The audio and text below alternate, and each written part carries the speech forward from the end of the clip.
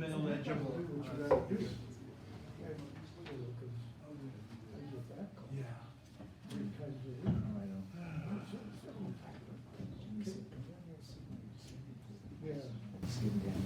Another errand. The foundations. I know, I was like, huh, this is gonna be very confusing. We already signed it. Okay. It didn't never. Mine's that horizontal scroll. Oh. Sign these right here. But anyway, Yeah. we're working on it. Cool. Well, no, it's okay, sweetie. I usually bring This helps you guys all sitting here. That's wonderful. Camera-wise, so I'm not like, Oh, I thought we were gonna they have, said earlier, you guys, if you wanted to, you could sit around here. It's like, oh, that's gonna be, that's gonna be hard.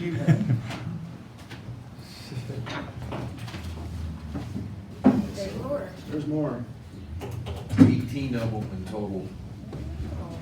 Guys, is just a reminder, especially on that one, when you see it's red, it's recording. So. Oh, yeah, we forgot. where's the red? This one doesn't have it, so we have 4 cameras set up. That's independent, and then we're gonna do a 3-camera shoot. The red light thing, a lesson I've learned the hard way many times. Oh, yeah, red means on.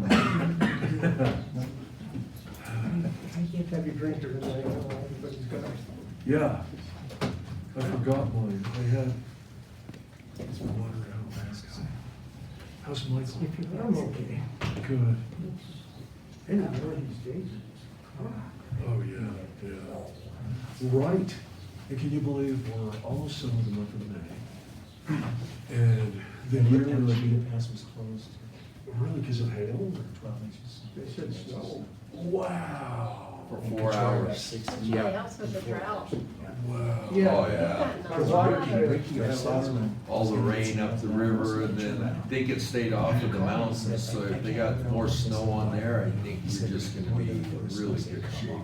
You know, we've had, years ago, we used to have rain like this. Right? At this time of the year. Right. That's And the amazing. Spanish Peaks, We had that for a long Spanish time. Peaks got a lot of That's snow. what I'm saying, an actual spring. Yeah, And then we It's- would have Better another burning up. I know, thing exactly. like this But in August. Yep, 3 for the weeks, monsoon, July and it'll August. be you in the bet. 90s, I in know drought it will. conditions. Oh, yeah. Yeah. Yeah, we are definitely having an actual spring. Thank you. You're welcome. I have to And take later. care All right. Good, how are you? of, you know? It's Good. a pain, you know. You don't care, do you?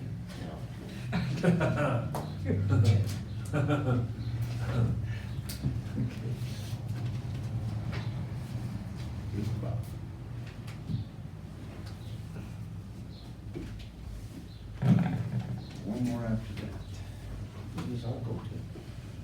We got some pictures for those people that really helped with the Fisher's Peak deal. Oh, okay. It's a picture of What's Fisher's your- Peak. That's why we brought that up. Thank you. Very well. Right. Thank you. No, no, no. So you want Okay, me to let's go ahead and get started. I will. You know, this high, some of my facial defects, my weak chin. Good evening and welcome to tonight's city council meeting. Today is Tuesday, May the 18th, 2021. Time is now 6 p.m. The regular meeting of the city council of the city council of the city of Trinidad will now come to order. And first time that we have been in this forum for a year, a little over a year. And we also have a camera up there that will be able to see people, or people want to speak to us, so we'll see how that goes. So anyway, welcome to tonight's meeting. We'll see how everything goes. You want to take these?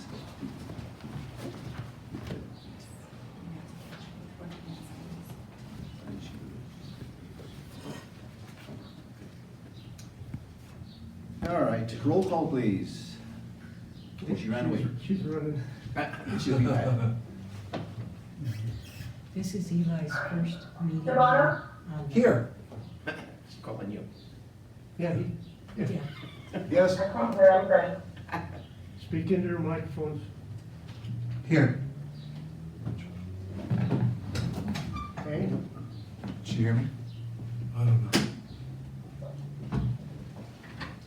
Oh, technology. Tom's trying to do this. I love it. I It's worked good at radio before, but it's station. been a the while. internet goes down every 10 Can you hear years. us now, Kim? Okay. Can get out of that camera's Hey, we way. had Mr. DeBono to say yay, and, or aye for, Aye, aye, Here. aye. Here. so continue roll call. Here. Here. Here. Ogletree, Here. Shu, Here. Williamson, Here. Rico. Here. Have a proclamation here tonight, it's WGU 852. Forgot the pledge. Oh, sorry about that. It's Yeah, it. like, Thank you. Oops. I'll be that, you go ahead and lead us, Mr. Shu. I pledge allegiance to the flag of the United States of America and to the republic for which it stands, one nation, under God, indivisible, with liberty and justice for all. See, I'm so used to doing that every way, holding the flag. Mayor, this is Audra. I don't think anybody on Zoom can hear anything from the dais at all. I couldn't hear anything. I only heard you because I'm just right here. Wow. They are. Where's the mic? I'm hearing the mics in here, but I'm not hearing, they're not hearing. Where's the proclamation? There it is. 5280 miles. Kim, the computer's not on, but it's coming through. Right. Can you hear me now? Yes. Okay. Okay, try Good that. job, Mike. Okay. IT, Mike. We have a proclamation that, from WGU 5280 milestone, May 18, 2021, and if everybody was, council was wondering, I'll just read this little something and then I'll read the proclamation. WGO was co-founded by Governor Romer and they recently graduated the 5,280th student from Colorado, and the university is going to publicly celebrate this in media later this spring. And instead, I'm just happy to be available to answer any questions that I might have. So there's some things that have been done. So I'll read the proclamation. Office of the Mayor, Trinidad, Colorado, proclamation. WGU 5280 milestone, May 2021. Whereas the state of Colorado helped start WGU in 1998, in the 1998 MOU, to provide access to affordable education and training opportunities through online competency-based programs, and pledged along with member states and Western Governors Association, WGA, to take appropriate actions to create policies that support the goals of WGU. And whereas WGU in Colorado offers high-quality, career-focused degree programs in fields vital to the state's economy, including business, health professions, teaching, and information technology. And whereas WGU in Colorado contributes to the state's educational attainment goal of at least 70% of Colorado adults achieving a post-secondary credential by 2025. And whereas WGU in Colorado has demonstrated success in providing affordable education and training opportunities for Colorado adult learners, improving education quality, expanding access to underserved populations, including veterans, graduating students, and meeting workforce needs. And whereas WGU in Colorado has experienced an enrollment increase from its beginning, growing to more than 2,800 full-time active students today. And whereas WGU in Colorado has awarded more than 5,280 degrees to hardworking men and women, helping develop the business leaders, nurses, teachers, and information technology professionals needed to keep Colorado's economy strong.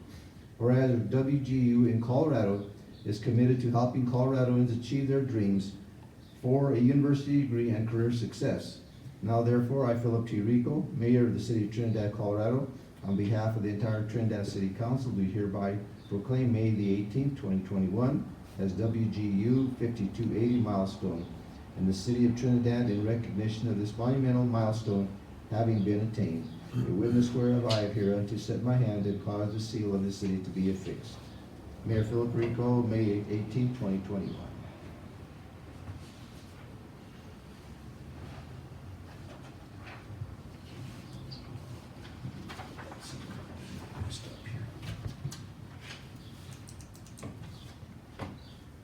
Okay, on to item 2, approval of the agenda.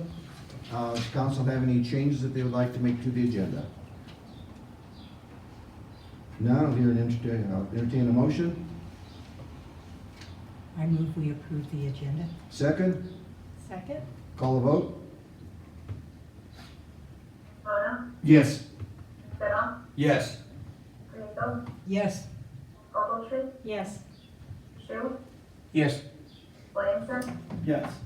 Rico. Yes. Item 3, policy items and staff reports. Mr. Valentine, do you have anything to report from staff? Nothing, Mayor, other than the item that's on the agenda. Okay. From our finance director. Okay, item 3A, first quarter 2021 financial report. Cheryl, Ms. Navarette, can you hear us?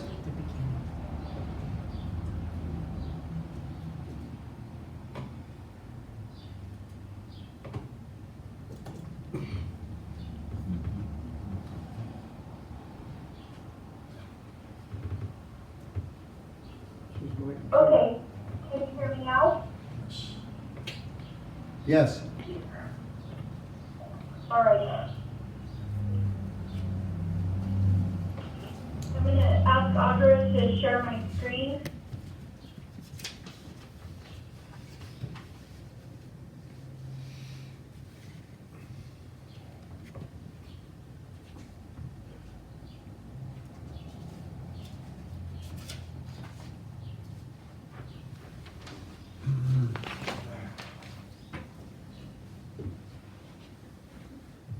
Alrighty, can council and everybody see the screen?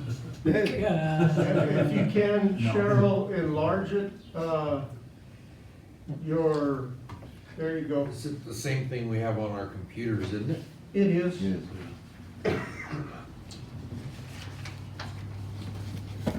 Whoa. Alrighty, good evening, council, mayor, ladies and gentlemen. Tonight we'll be discussing the first quarter 2021 financials. And as always, we'll start off with the general fund. At this time, we are over collected in the general fund by about 4.7% of our, and that's about $680,000 over collected. That's relative to property tax, sales tax, and marijuana. Property tax is over, as always, due to our February through May collections, as collected by the treasurer. That amount will balance itself out throughout the rest of the year. And we're also over collected in marijuana and sales tax. We have collected $1,095,910 based on 16.886 million in sales in the city. If we compare this to last year, if you recall, at the end of March, it was the cusp of the pandemic, and we collected, or marijuana sales were 13.5 million versus 16.8 last year, and we had collected $853,000 in sales tax. So there's a significant increase. But if you recall, we only budget 70% of our anticipated revenue. So we anticipate $4 million for 2021, but we budgeted 2.8 in order to keep the budget balanced. We don't want to budget the 30% that we anticipate will be allocated to the reserve. So that being said, we are over collected by about $66,000. So if we subtract out what council appropriates to reserves tonight in the amount of $329,000, technically we've collected $766,000 to be used for appropriations and through the general fund. Are there any questions regarding revenue? Oh, sorry, there are some variances in our other line items, not just taxes.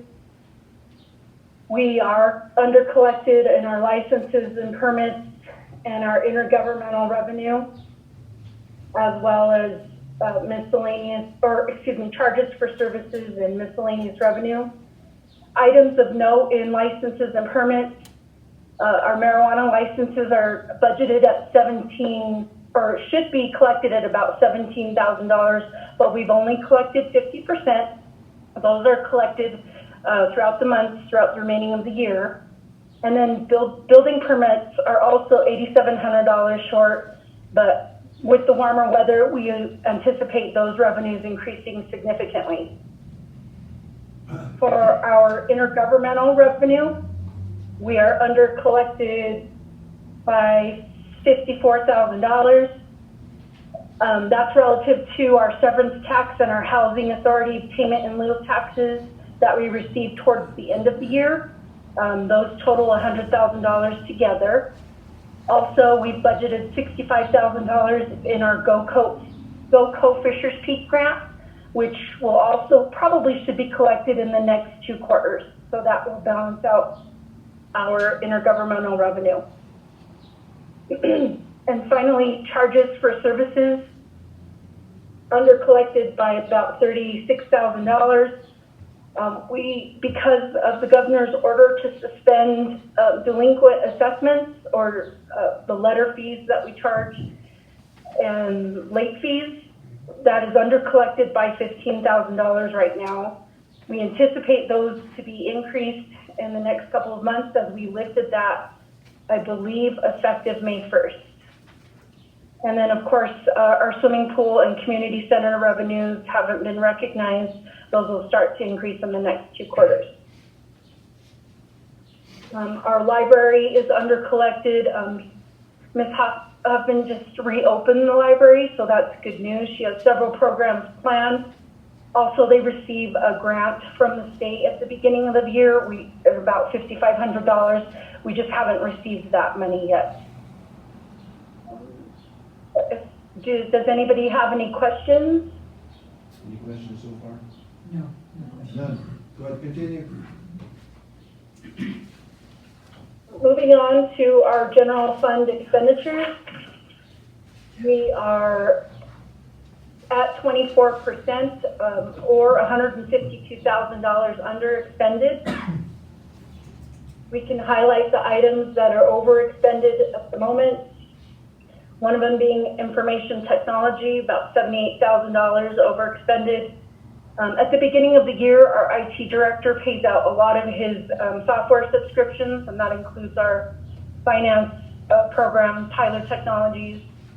And he's also purchased disaster recovery and network and server protection, things that were budgeted at the beginning of the year, and he's just expended them right now through the first quarter. He's also purchasing a phone system that's to be compatible with the City Hall phone system for the Welcome Center and the library. Overexpended, forgot to zoom. Our marijuana revenue projects are overexpended. That $710,000 is relative to the 4th quarter allocations that was approved by council, I believe in January or February. So all of those 4th quarter ticket items are getting expended right now. That includes the brush hog for $103,000, the COVID expenditures that were reallocated since we received grant money against the first round of expenditures, and that was the COVID expenditures thus far are about $369,000. Facility maintenance and agency support are both overexpended. Facility maintenance because we encumber the janitorial contracts at the beginning of the year, so that will eventually even itself out. Agency support as well. Items approved by council in the budget for agency support are all expended in the first month of the year. And then also overexpended is our fleet by about $20,000. This actually makes me excited because $500,000 is allocated for fleet expenditures, And a lot of times our department heads won't get on placing those orders until mid or end of the year. And then our vehicles won't come in until the following year, which kind of makes it a little bit messy for budgeting picture. But this year they were on it. They're getting those items expended, and hopefully we'll take delivery of vehicles by end of year. Are there any questions? None? Go ahead, continue.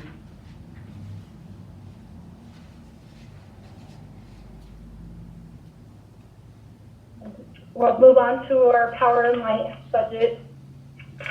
Power and light is actually seeing an increase in its charges for services. It's been a long time since we've seen an increase. They are actually $107,000 collected more than 2020. I guess we'll chalk that up to the metering system. I'm not sure, but that's really good news for the power and light department. They are over budget by 0.5% or about $40,000. They're under expended by 0.3% or $22,000, and that's pretty much where power and light is sitting. Does anybody have any questions regarding power and light? Any? Yeah. No?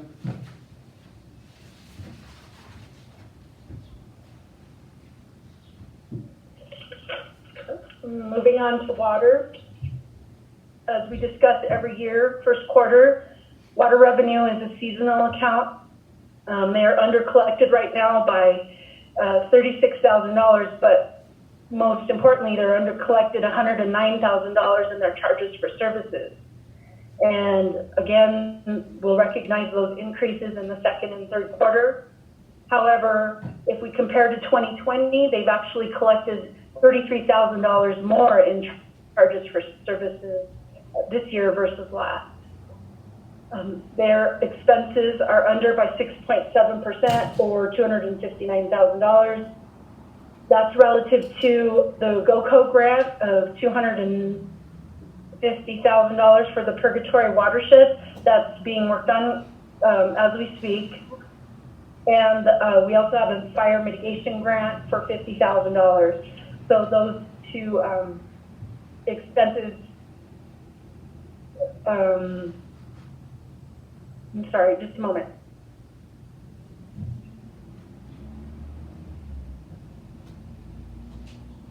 Oh, I apologize. We are underexpended at 6.7%, which is $259,000, and that's what the under expenditures are relative to. GOCO, Purgatory Watershed Grant, and the Mitigation Grant.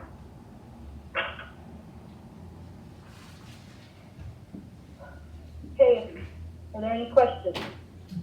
Question? No. None? None.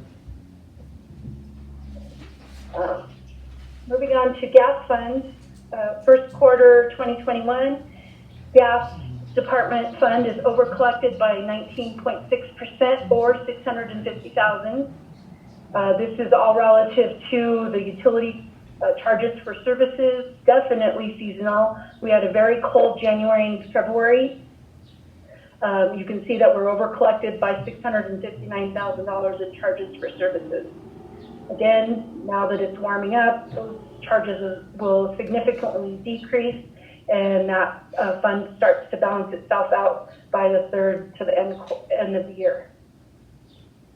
Our gas expenditures also overexpended by 6.9% or $221,000. That's related to the gas purchases, which coincides with the colder months at the beginning of the year.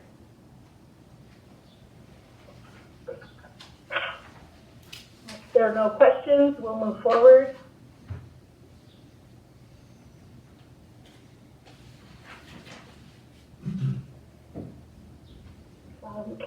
We're at the sewer fund.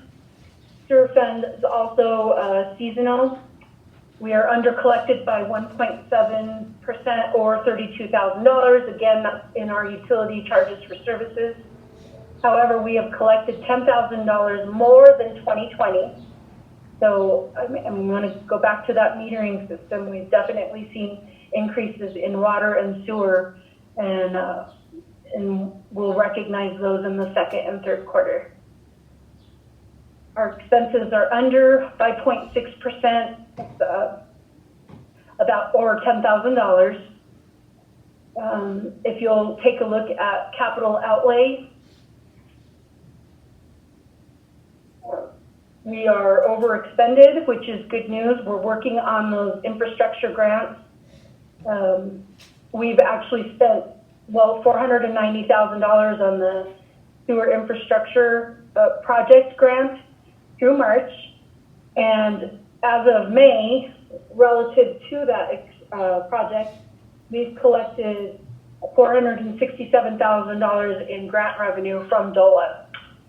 So those projects are getting worked on and expended and against the grant. That's good news.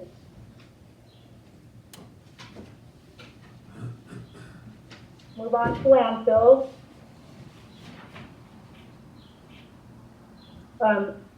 Not much information here, just they're 3.3% under budget or $15,000, and their expenses are 20% under budget or about 5% under budget.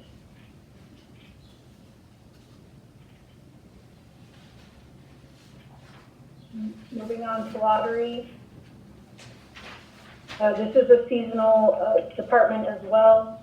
They've only spent $4,500 through March of their lottery funding.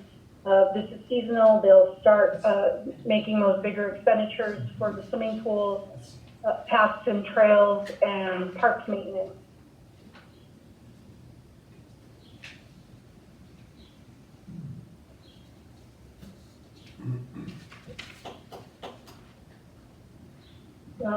On to tourism.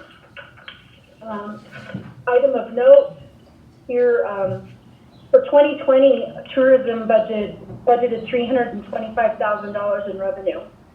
Well, when the pandemic hit, that pretty much tanked.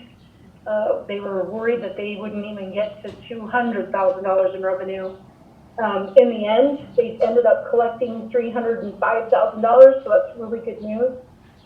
They did under budget by $260,000, not realizing what the pandemic might present for them this year.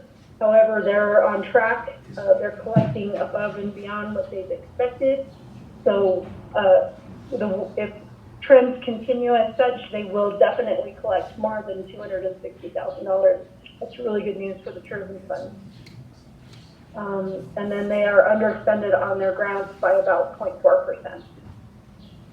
Hey, Cheryl? Yes. You mentioned that the actual for the tourism was 305, but then the interest income was 306, correct? Excuse me? So what you're reporting on is just the actual tax, not the interest income, is that correct? Exactly. I'm just talking about lodging tax. Okay.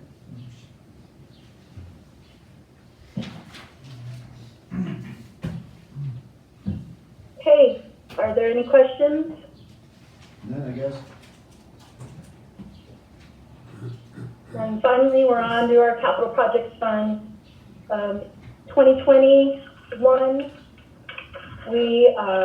or first quarter 2021, we are over collected in our revenues, most specifically in our sales tax, by about $83,000. Compared to 2020, we've collected $141,000 more in sales tax than last year. So sales tax is moving along nicely for the first quarter.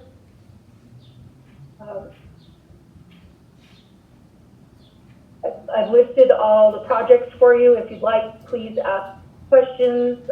We've given you a project status update. Some of the expenses won't be recognized until the second quarter. Most specifically, the citywide paving and seal coating, that Santa Fe Trail project is just getting underway. And then our ADA access is underway as well. Through May, we paid out $253,000. So these projects are moving along. We're seeing a lot of activity, especially now with the warmer weather. That's pretty much the report. Does anybody have any questions? Any questions on the financials? I just have one simple question, Cheryl. On sales tax, the revenue year-to-date actual, that includes the 4% sales tax on marijuana, right? Yes, it does. Okay, just a clarification. Well, technically it's 3% because 1% goes to capital. But yes, it includes marijuana, general sales tax. All righty. Do you have a question with you? No, you kind of. Okay. Any questions? None, I guess, Cheryl. Thank you very much for the report. Thank you. On to item 4, petitions or communications, oral or written. We have one person signed up, but I also have one item here to read, and I'll read this, and then we'll get Mr. Murphy who wants to speak. From the Trinidad Community Farmers Market, May the 13th, 2021. Dear Mayor, City Council members, City Manager, and staff, as many of you already know, we have been working on organizing the Trinidad Community Farmers Market for the 2021 summer season. Although Joyce and Jim Kucha have managed the market for many years, they are no longer able to continue their service to such an extensive endeavor. Recently, however, they were able to help with the installation of a new market board, and we would like to take this opportunity to thank them for their many years of dedication to the market. We would also like to update you on our current efforts to reestablish the market. We have been in communication with the Health Department as well as the Colorado Farmers Market Association. We would like to begin this year's season on Saturday, July the 3rd, and end the market in mid-October. As before, prior to the COVID-19 pandemic, we would like to utilize Chimino Park for the market on Saturday mornings, which will again involve closing off Modica Drive between Animas and Convent Streets. With the city's permission, we would like to continue these plans. In conclusion, please let me introduce you to the new board members. Camilla Campbell, President; David Gillouz, Vice President; Kathy Gillouz, I hope I'm pronouncing that right, as Secretary; Camilla Van Noor as Treasurer; Denisa Derrick as Community Liaison; Suzanne Magnuson, and Carol Potter and Karen Wolf. If you have any questions, please do not hesitate to contact us. We look forward to hearing from you. Thank you, Camilla Campbell, President, Trinidad Community Farmers Market. Okay. It's good to hear that the farmers market is back on. And Musso Farms just started up with their chili. I heard Musso Farms wouldn't come into the farmer's market though. Yeah, That's what Camilla says. Mayor, Yes. would it be appropriate if we sent a letter to the Kuchas? I think it would be appropriate. They've done a good Joyce job. was there. Mr. Valentine, could you make note of that to send a letter thanking them from council? Thanking them, From they were council. very dedicated Yeah. for many years. That'd be great. Thanks for the suggestion. Okay, Mr. Murphy.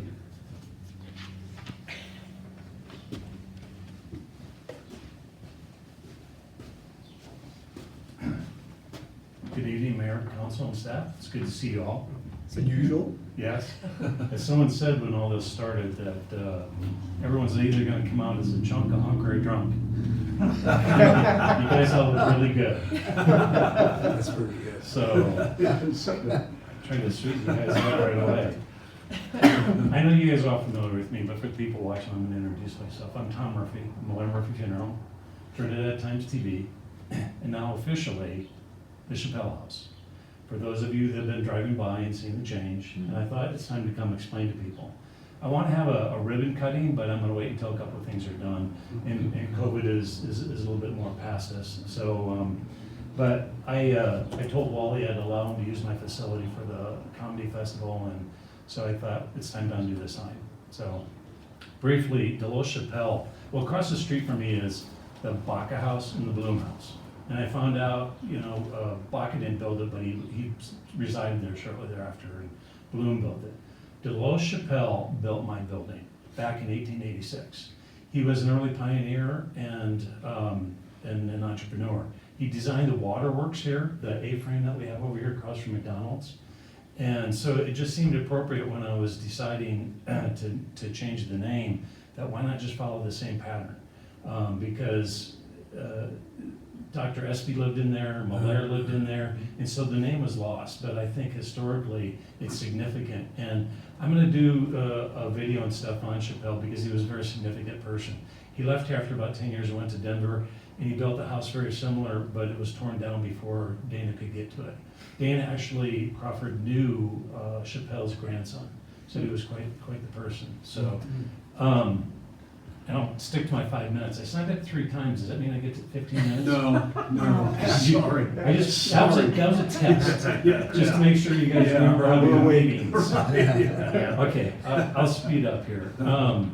So I have several pieces of good news, one piece of bad news, but I'll stick to the good news right now. A lot is happening with me right now. I'm about to do something that if you'd been on council in 2002, you would never expected. I'm hoping in the next meeting for the historic preservation to have my paperwork done and get my building designated as a historical landmark. That means it's gonna come to you guys, hopefully in the second meeting in June. The reason for that is the bank finally gave me the money for the roof. I paid builders. It's a lot of money. When we started this in 2019, the materials were gonna cost $19,000. I gave builders a check for $35,000 to freeze the price. But the thing that the city has done and provided is these possibilities of leveraging my money. So I am going to do, I'd like to tell you the backstory, but I don't have time, but the historic preservation and all that. But I can leverage that money, and then I'm going to apply to Tura for my facade and the paint. So that's why I want to get the roof done, I want to get the paint job done, and I'm going to leverage all this money. If I can get the tax credits, then I'm going to use that to help me do the paint, and I'm going to apply to Tura. And so what you see on the outside has been embarrassing to me for a long time, but what's on the inside is completely different. We've remodeled for 40 years, and it's just under 15,000 square feet. So I'm really proud of what we've done inside and like to show people. And so we will have a tour probably August or September when we get the roof done. So we'll do that. The second piece of good news is I had a decision to make this year. In 2005, I started Trinidad Times TV. I put a microwave on my place and a receiver on Comcast, and I've been broadcasting since 2005. Well, last year they switched from analog to digital. So they took out my equipment so I couldn't broadcast anymore, and I had a decision to make. Am I gonna go with the digital, which was gonna cost me a chunk of money? And I decided to do that, and I delivered my server a couple weeks ago, so we're gonna be on 24/7. I've got some big plans coming, but I don't have time to tell you guys all that. But it's gonna be really good. We won't go live with your meetings because of the ADA situation and text and whatnot, but I can delay the program like a half an hour, and so people will be able to catch this on Comcast, and my YouTube channel will load afterwards. So they're gonna be the same thing. So we will cover people locally that aren't computer literate, that can turn on their TV, that have Comcast, and we'll still hit the people with the internet. Okay. One piece of bad news is not that bad. Most of you guys are old enough, maybe not Aaron, you know who Lucille Ball is, we all Yeah. know. She did a skit with Ethel. Remember when she was doing the chocolate factory? Conveyor belt. And the conveyor belt, and it kept going, and they started stuffing things everywhere. Well, the last few months, that's how I felt. A little bit of bad news is you guys switched to Zoom, I think on December 1st, and that threw me off. We had a meeting, I couldn't get on, I was texting Lisa, how do I get on? And the next day, I take care of my mother, who's 93 years old, and she fell and broke her shoulder. And so I had to call the ambulance to take care of her and do all those things. So since that time, I've been caring for her because she's mostly blind, and now I have to help her walk, and she only has use of one arm. So with the change to Zoom and all the technology and everything, and the meetings kept coming and taking care of her, which is, taking care of somebody like that is one of the hardest things I've ever done. I can work really, really hard, but I might hear Tom here in a second because she's on the walkie-talkie. If she needs me, she calls, unless Paula gets home before I do. The reason I'm telling you that is I've been filming meetings since 2005, and I've covered city, school board, county, ambulance, and everything. This is the first time that I've fallen behind. And so I'm a little bit embarrassed with that meeting in December and some other meetings. I got overwhelmed like Lucille Ball, and it was too much coming at me. So I apologize if anybody said, why is Tom not getting the meetings up? It's like I hit a wall, and so Sarah Dixon, your social media person, and Wally said, Tom, we'll help you. And I need a little bit of help just to get caught up, because I just got overwhelmed. But I haven't billed the city for my services because I'm behind in doing it. But with it going 24/7, guys, we're gonna kick this up a notch. We have graphics and everything, so anytime there's an event, I can show up. If I have Wi-Fi access, we can go live. That means sports, that means all sorts of things. So it's mostly good news. The building, the business, and everything else, if I'm over 5 minutes, I'm surprised less down, isn't like throwing rocks at me, but I apologize. So I was gonna run my timer, but guys, thank you. And it's good to see you all. You're all hunks. Thank you. Thank you for the information. Good luck, and wish your mother well. Yes. Okay. I say this last thing. She's 93 and she still smokes. She can't see. But for 2 years I've had this woman, and I want to give a shout out to her. Her name's Nirvana Gilbert. She's shorter than my mother. My mother was 5'1", now she's 4'11". She's shorter than her, but she's been doing Tai Chi for 40 years. And she has done miracles with my mom. She's making her do things that I could never get her to do. I could get her to walk laps in our house, but that's all I could get her to do. She comes in 3 times a week. I think she's stronger than when she was 20 years ago, but I still have to walk her and I still have to do other things. But I appreciate it, guys. So thank you. Tom. Thank you. Is there anyone else that is listening in tonight that would like to speak? Okay, we'll move on. Item 5, consent agenda approval. Item 5A, approval of the regular meeting minutes of May the 4th, 2021, and special meeting minutes of May the 6th, 2021. Item B, appointment of Deborah Kennelly to the Space to Create Commons Oversight Board. Deborah, are you here tonight?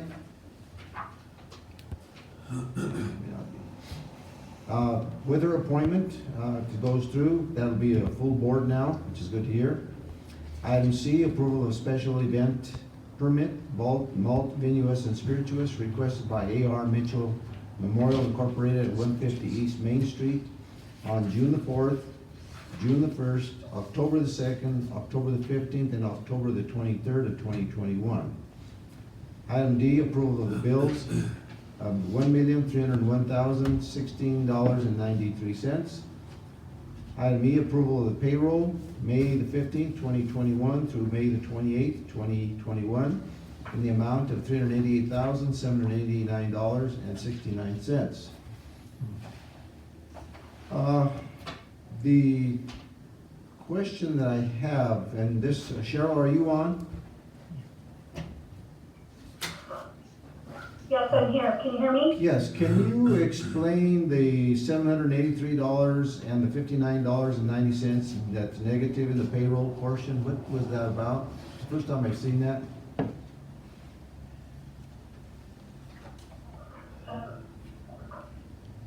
Just a moment.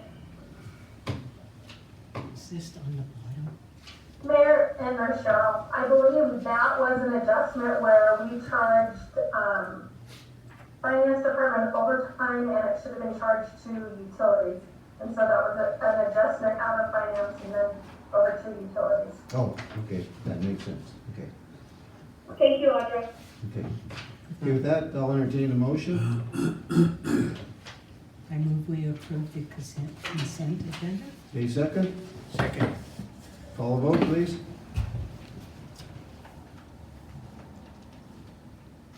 Rona, Yes. Rayla, Yes. Riega, Yes. Ogletree. Yes, but I want to note on the council communication about the A.R. Mitchell, it's June 4th and then June 12th, not June 4th and June 1st, which is what it said on the Is thing. that what it is? Okay. Yeah, that's all, That's but a yes. correction, okay, good. All right, go ahead, continue the roll. Shu, Yes. Williamson, Yes. Rico. Yes. Item 6, public hearing. 6A. Just wanted to mention this, Audra, being that those two items are connected, we could run those together, can't we? We don't have to run those public hearings separately? I would defer to the city attorney, but we did talk about doing that, so I'll leave him the Yeah. answer. I'm sorry, Audra. Yes, Mayor, that would be my request, and we can do that, and I would ask that we please do that. Yeah, they're gonna ask the same question. Exactly. It's Absolutely A- correct. It's A and B and. Yes, sir. Okay. That's correct. Okay, hearing is now open. Mr. Shirley, are you on? Yes, I am. Can you hear me okay? Yes, we can. Could we get Mr. Shirley sworn in, please? Yes. Will you please raise your right hand? Do you swear in affirm the testimony you're about to give is the truth, the whole truth, and nothing but the truth? Thank you. Thank you. Thank you, Mike. Good evening. May I? Mayor? Go ahead. Okay, thank you. And Mayor and council members, before I begin, can you hear me okay, Mr. Shirley? I can. Yes, sir. Okay, good. And Mayor and council members, I'm gonna let you know that I asked, actually the Sherling brothers, or I think, I saw Aaron earlier. So the one we just saw on the screen was Jason. I believe we have Jason and Aaron Sherling, but I think Jason is gonna be answering the questions. I asked them to do this by way of Zoom. I didn't know we were gonna have this configuration tonight. And I thought we were gonna kind of have council spread out, Mike and myself out here, and I thought this would be easier. So I hope it's okay that I took that liberty. So if I could please, is it correct that you are going to be answering my questions this evening, Mr. Jason Sherling? That is correct. Unless there's anything specific there, and he is online and available if anything, if he's if needed. Okay. When we didn't swear in Aaron, I think I can do most of the answers, absolutely. okay, thank you. And so, sir, let me begin by asking you, this is an application for 2 retail marijuana cultivation facility licenses, is that correct? That is correct. And the applicant is Freedom Growers, Inc., correct? That is correct. Okay, and that is a Colorado corporation in good standing? Yes, it is. Okay, and Mr. Sherling, as indicated by your application submittal, you and your brother are each 50% owners of that corporation, is that correct? That is correct. Okay, and sir, so the record is clear, the address of the premises, I believe, is 3613 A and B Freedom Road? That is correct. Okay, and would you explain to council, if you would please, why the 2 addresses? I mean, why the A and B? And I know it's clear from your application materials, but would you please clarify for everybody?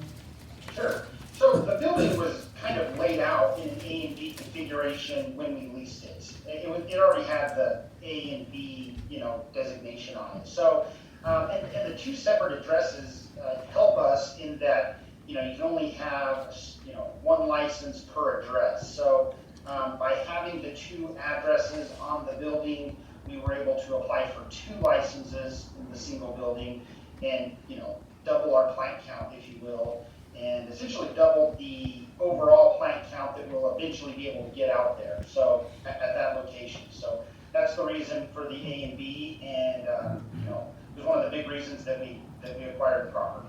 Okay, and Mr. Sherling, before I overlook this fact, do you currently have a cultivation license in Trinidad, you and your brother? We have 3, that is correct. Okay. Three cultivation, an extraction, a mint extraction license, and 1 retail dispensary license. How many licenses do you own altogether, you and your brother? With the state right now, 7, and with you guys, if you two approve these, that will be 9. So, I'm sorry, 9 with the state now, and if you guys approve these tonight, it'll be 9 local licenses as well. Okay. While you're talking about the state, have you received state approval for this application, sir? We have, indeed, we're fully approved, the licenses are hanging in the building at 3613. Okay. And conditioned upon the local licensing authority approving, is that your understanding? That is correct. Okay. So, sir, would this be an indoor and outdoor cultivation, or only one or the other if you're approved? So there'll be a very minimal amount of indoor cultivation. It is primarily an outdoor cultivation facility. We do start our seedlings indoors on racks and little 4-inch nursery cups, but they're only inside for a couple weeks. We just planted seeds across the street a few days ago. You mentioned earlier in the meeting the chili farmers here in Pueblo were out planting their chili. And I don't know if you guys saw that on Facebook, but they were planting little seedlings, 3-4 inches tall, using a cultivator machine, very similar to what we do, nearly identical to what we do. So we planted our seeds across the streets just a few days ago, and we're 14 to 21 days away from taking those out into the field. And if we're approved here and we wrap up a few, inspections, police and health department, and get a license issued, we'll be planting seedlings there, hopefully in the coming days and weeks. Okay, thank you. And Mr. Sherlin, you, I believe you rent the premises in question. You rent, I believe, from RNR Properties LLC? That is correct. And who is the principal in that LLC? Is that, as you were indicating to me earlier today, who is that individual? His name is Charles Briggs out of Albuquerque, New Mexico. He also owns the property our cultivation facility across the street is in, and along with quite a bit of other property in the industrial park. Okay. And you have a 5-year lease with options to renew, is that correct, sir? That is correct. Okay. And I want to ask you, Mr. Sherlin, you have in your application a utility consumption approximation, is that right? That is correct. Would you tell council a little bit about that very briefly, please, especially focusing on water? What is your approximate water usage? And if you would analogize that for us as you did for me earlier, please. Absolutely. So I know that's always a big concern. You talk outdoor cultivation, and just water in Colorado is always a big concern. And, it got pretty dry, last year. We're getting good rain this year, but you never know. So, in cultivating 8 acres, I want to kind of alleviate council's fear of, us using more water than you guys would like. We really don't use a lot. We use a cultivating technique with low pressure, low volume drip lines that are installed underground, and then there's a piece of mulch or plastic that goes above that to keep evaporation from happening. So we don't use very much water at all, and I think I approximated about 650,000 gallons of water for the season. That's if, I don't have a leak, pipes do break and whatever, but approximately about the amount of water that it would take to fill an Olympic swimming pool is approximately what we need to irrigate or water 3,600 plants for about 5 months. Okay, thank you. Now, sir, I want to ask you, I want to get to your individual background histories. And Aaron Sherlin, can you hear me, sir? Yes, I can hear you. Okay, thank you. And, Ms. Lopez, I'm going to need you to swear in Mr. Aaron Sherlin at this point. I'm sorry, I should have had you do that before, but I need to ask him a few questions, if you would please, ma'am. Okay. Will you raise your right hand, please? Do you swear to affirm the testimony you're about to give is the truth, the whole truth, and nothing but the truth? I do. Thank you. Okay, thank you. Now, Aaron, I want to ask you, sir, and I know you've talked about this with city councils in the past. Your background comes up for having a number of DUIs. and I know you have been approved for your existing licenses previously, but would you please tell this city council the circumstances under which you got those DUIs and some of the things you have done in mitigation to correct the problem that indicates? Go ahead, sir, if you would, please. Yes, so I was in the Marine Corps for 9 years, roughly, a little less, but roughly 9 years. I got those DUIs between 2007 and 10, 4 of them anyway. I had just gotten back from Iraq, and I was on a bad way from doing 2 tours in Iraq. Spent about 3 years there, I believe it was. Came home and I started drinking. I got my last one in 2009, 2010, I don't remember. But I went out and did some programs through the VA, combat PTSD program out in Topeka, Kansas. Went out there, lived in a hospital for 3 months doing stuff for combat PTSD. I went out to an alcohol program in Leavenworth, Kansas for another 3 months. Multiple other programs. Those were the ones that really helped out. But October 12th, I haven't had a drink since October 12th, 2010. I think it's 11 years coming on, 10, 11 years. I don't even remember anymore. But I stopped drinking and got into the marijuana business. I don't smoke and I don't drink, and pretty boring guy these days. Okay, thank you, I appreciate that. And Jason Sherling, you have a clear record, correct? I do. Okay, and gentlemen, I just want to ask you both, do you have any history of violations with the MED or any local licensing marijuana authority? None whatsoever. And you have a working knowledge of the Colorado and Trinidad retail and medical marijuana codes? We do, absolutely. Okay, and you agree with that, Aaron Sherling? Yes. Okay, thank you. So I have no further questions of you gentlemen. Is there anything you would like to tell council before I turn it over to them? Yeah, I'd like to say a few words. I know some of you up there, we went through this same process for one of the first stores in Trinidad, and then we went through it again for our cultivation, outdoor cultivation facility right across the road from what we're applying for tonight. So I've met some of you and I've had some relationships with you guys since then. This will be very similar to what we do across the road. Like I said, low water usage. Generally, no problems with any of the neighbors. We haven't had any complaints from any of our neighbors out there. No smell complaints. I know that was kind of an issue a few years ago, but it hasn't panned out to be an issue with anyone. And we'll be good stewards of this license. We do realize that it's a privilege, and we will treat it as such if you guys see fit to approve us. Mayor, okay. We'll turn it over to council. Mr. DeLong, have any questions? Why did you choose the Southern Colorado area to continue your cultivation?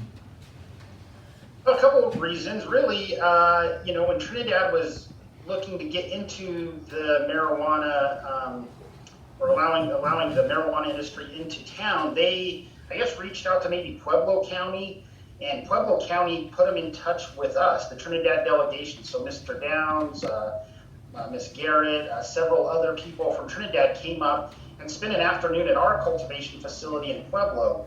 And while they were there, I got cards and names and numbers, and I stayed in touch with them. And as Trinidad kind of came online, we were aware of it.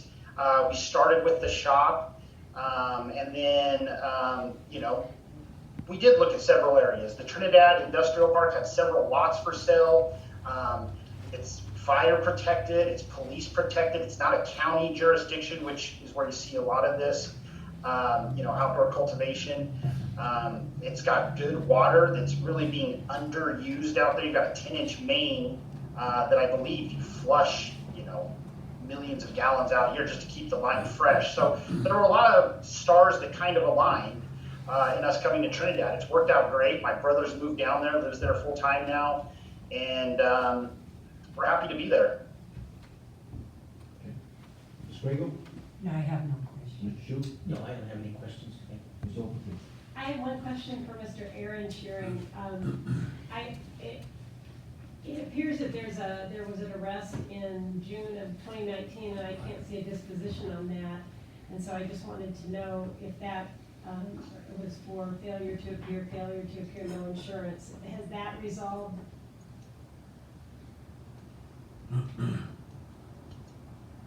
Yes, I got pulled over. I didn't have my insurance card, was out of date. And so I went to Walsenburg, and I missed my appointment to go to see the Yeah, you muted. Aaron. Aaron, I guess you've been muted or muted yourself somehow? card. And try Yeah. And, got it all taken care of. Okay, thank you. I appreciate the hard work you've done in your life. again. Mr. Goodall? Aaron, I'm glad to call you a friend. We work together on many things, and the only thing I have is to say thank you for your service, sir, from a fellow veteran. Mr. Williamson? Thank you, Rusty.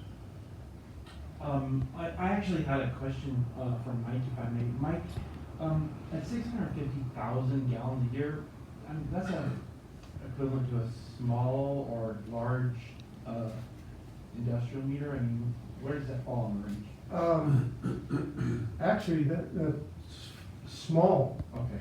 I mean, it's about 2,000 family homes, something like that. Around, yes. But as was mentioned, that's the end of our line out there at Industrial Park, so we have to flush it. This operation is actually helping keep the chlorination fresh in the line to move it through, so. Okay. The last thing I did want to say was to you as well, Mr. Aaron Shearing. I, as a fellow veteran, also want to thank you for your service, and that's very much appreciated. Thank you. Okay. Ms. Ogletree, You're very welcome. Ms. Ogletree asked my questions, and I don't have any at this point in time. Is there anyone listening in that would like to speak for or against the application? Not. Hearing is closed. I'll entertain the motion for a new retail marijuana cultivation facility application filed by Freedom Growers Incorporated at 3613A Freedom Road, and a new retail marijuana cultivation facility application filed by Freedom Growers 3613B Freedom Road. I'll make a motion to approve a new retail marijuana cultivation facilities at 3613A and 3613B Freedom Road. Okay, second. Second? Any further questions from council? Call a vote, please. Camona, Yes. Kennel, Yes. Grayson, Yes. Ogletree, Yes. Shu, Yes. Williamson, Yes. Rico. Yes. Did you read the findings, please? Thank you very much, council members. Thank you. This matter came. Thank you guys very much. Last football season starts, so prepare. Yes, I better not say anything conversational. Yeah, thank you, gentlemen. This matter came on for a hearing on the application of Freedom Growers Incorporated, 3613A and 3613B Freedom Road in Trinidad, Colorado, for a retail marijuana cultivation license. before the City Council of the City of Trinidad, Colorado, acting in its capacity as the local licensing authority on May 18th, 2021 in City Council chambers in City Hall. The City Council, having reviewed the application and supporting documents, reports of the city clerk and other city staff, evidence at the hearing, and testimony taken during the hearing, makes the following findings. Number one, the application is complete and signed by the applicant, and the applicant has paid the appropriate application and license fees. The application appears to be in substantial compliance with all of the requirements of Article 11 of Chapter 14 of the Trinidad Municipal Code. The applicant has testified to their willingness to comply with any and all areas of said article whereby compliance at this time cannot be fully attained or substantiated. According to the testimony of the application does not contain any material misrepresentations. Number four, the proposed marijuana business complies with applicable zoning regulations. The City Council hereby finds that based upon the testimony of the applicant, the building in which the proposed marijuana business will be located will conform to the Trinidad City codes, including the zoning code and all international codes adopted by the city. Jason and Aaron Sherling testified in favor of granting the license. No other persons testified in favor of or in opposition to the granting of the license. The applicant, through the facts and evidence adduced as a result of the city's investigation and testimony provided, has made a prima facie showing that the applicant owners are of good moral character, and any employees of this entity will likewise be of good moral character. According to the city clerk's report, there are currently 59 medical and retail marijuana licenses overall approved within the city of Trinidad, with 27 ownerships at 41 addresses. Based on the evidence presented at the hearing and the investigative materials provided for the hearings, the City Council finds that the location of the business is appropriate and that the applicant owners are of satisfactory moral character, and there is a willingness by the applicant to fully cooperate with the officials of the City of Trinidad in the operation of this business. Therefore, the City Council of the City of Trinidad, Colorado, as the local marijuana licensing authority, hereby approves and grants a retail marijuana cultivation facility license at 3613A and 3613B Freedom Road in Trinidad, Colorado. The issuance of said license shall be withheld until a certificate of occupancy is issued by the building official and upon absolute confirmation of compliance with all codes adopted by the City of Trinidad. The licensee is not permitted to possess product in advance of the license being issued. Okay, thank you, Ms. Grego. I don't know if the Shirleys are still on. If they still are, good luck with your new cultivation facility. Your new cultivation facility. Okay. Thank you very much. Thank you both. Beyond to item C, public hearing for consideration of an ordinance amending section 14-42, uses by right and conditional uses of chapter 14, land use code, article 4, zoning ordinance of the code of the City of Trinidad, Colorado, to expand the uses permitted for drive-through facilities. Hearing is now open. Audra, do you?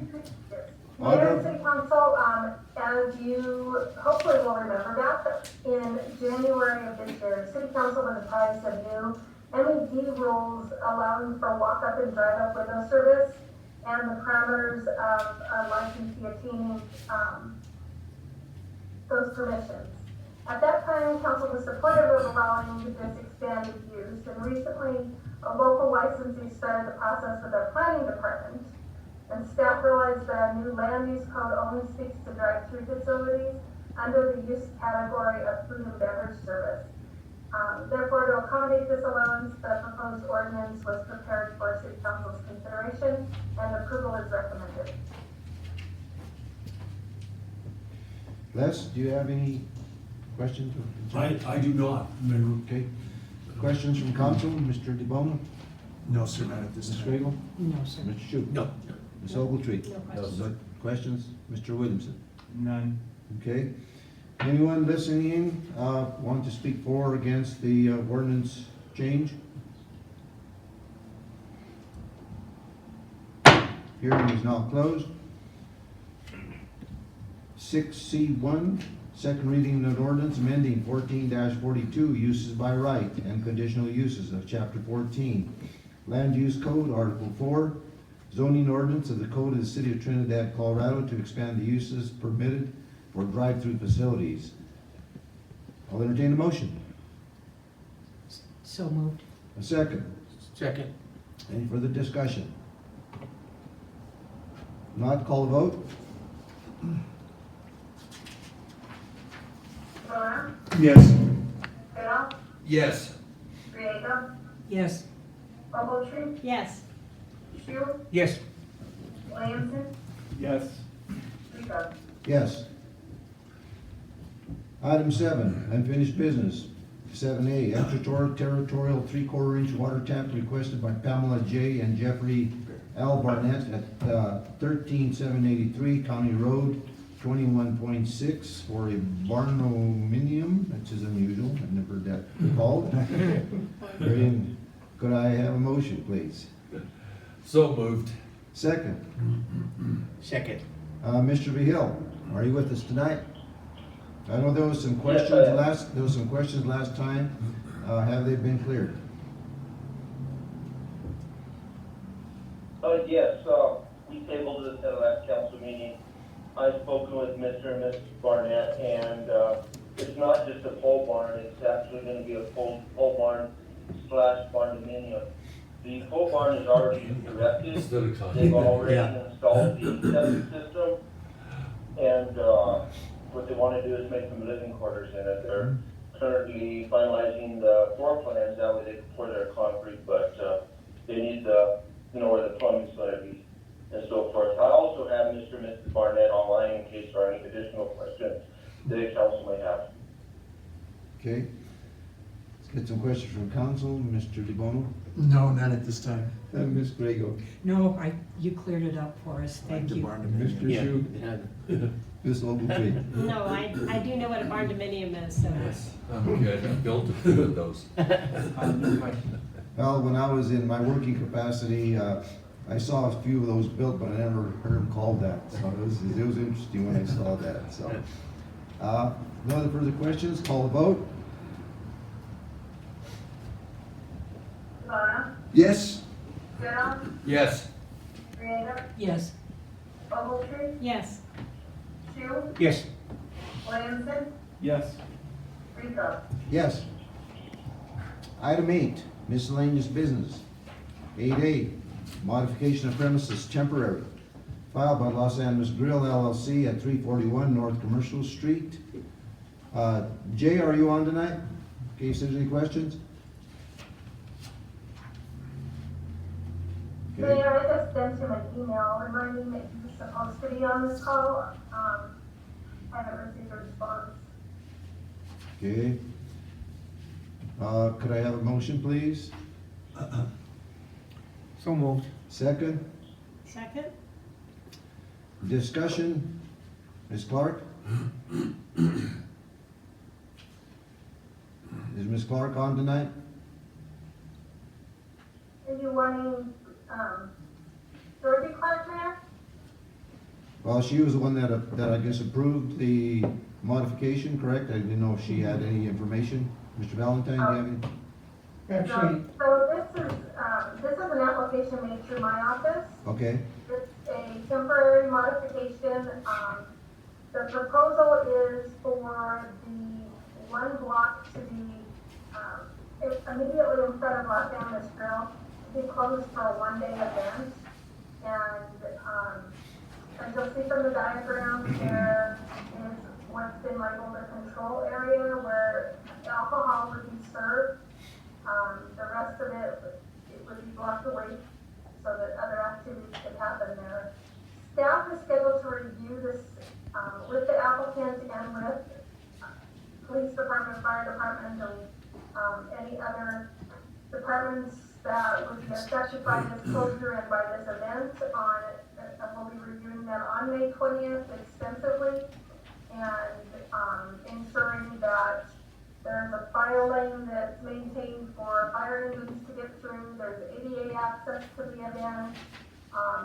And then any other issues that perhaps we haven't thought of.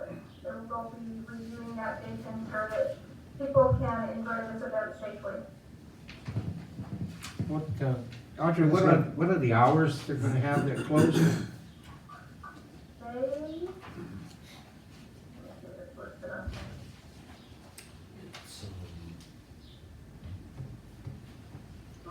That's a question. It's not actually listed on there, so that's another question that we will find out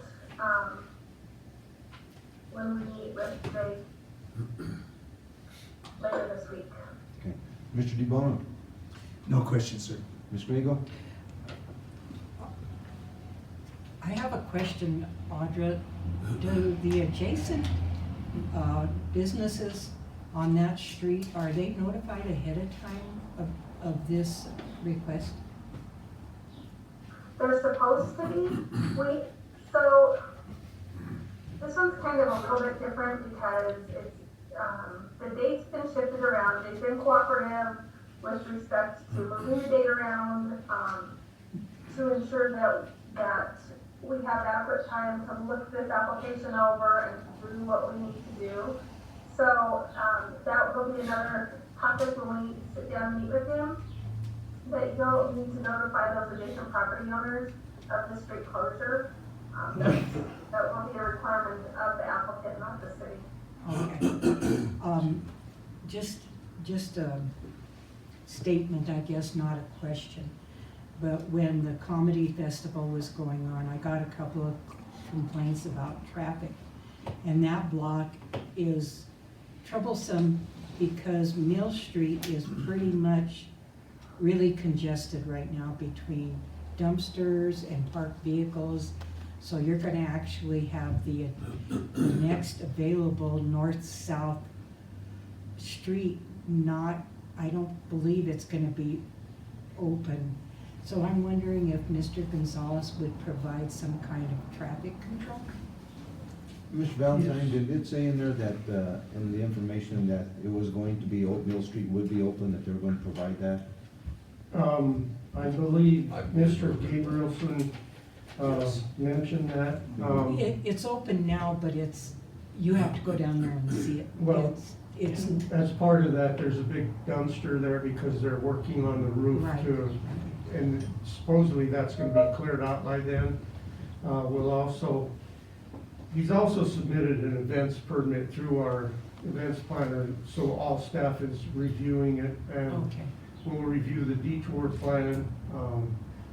Mill Street will probably get used a lot, but there's also Chestnut that, if you go down Chestnut to get around there. Oh, okay.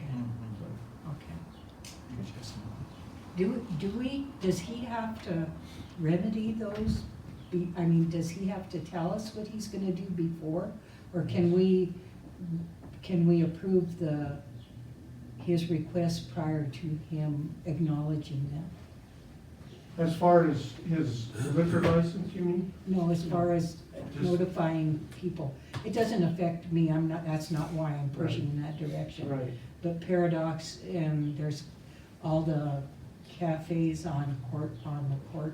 It is my understanding that Mr. Gonzalez has spoken with all of them, and so that's something that, as Audra stated in our May 20th meeting regarding the whole event, we'll ask those questions definitely and make sure all safety precautions are taken for public and everything, so. Thank you. Okay, Mr. Shu? No, that was my question. Mr. Ogletree? I don't have any questions. Mr. Goodall? Is this for the honoring the firefighters feeding first, or what is this? First responders. First He's responders. doing it just to honor the first That's, responders. I'm just pretty Correct. sure, all right. Okay, Mr. Williamson? No questions, Mayor. You know, there was a question in there about and you're gonna be talking to the fire department, but there was about a little concern. It seemed like about a 12-foot emergency fire lane. Correct.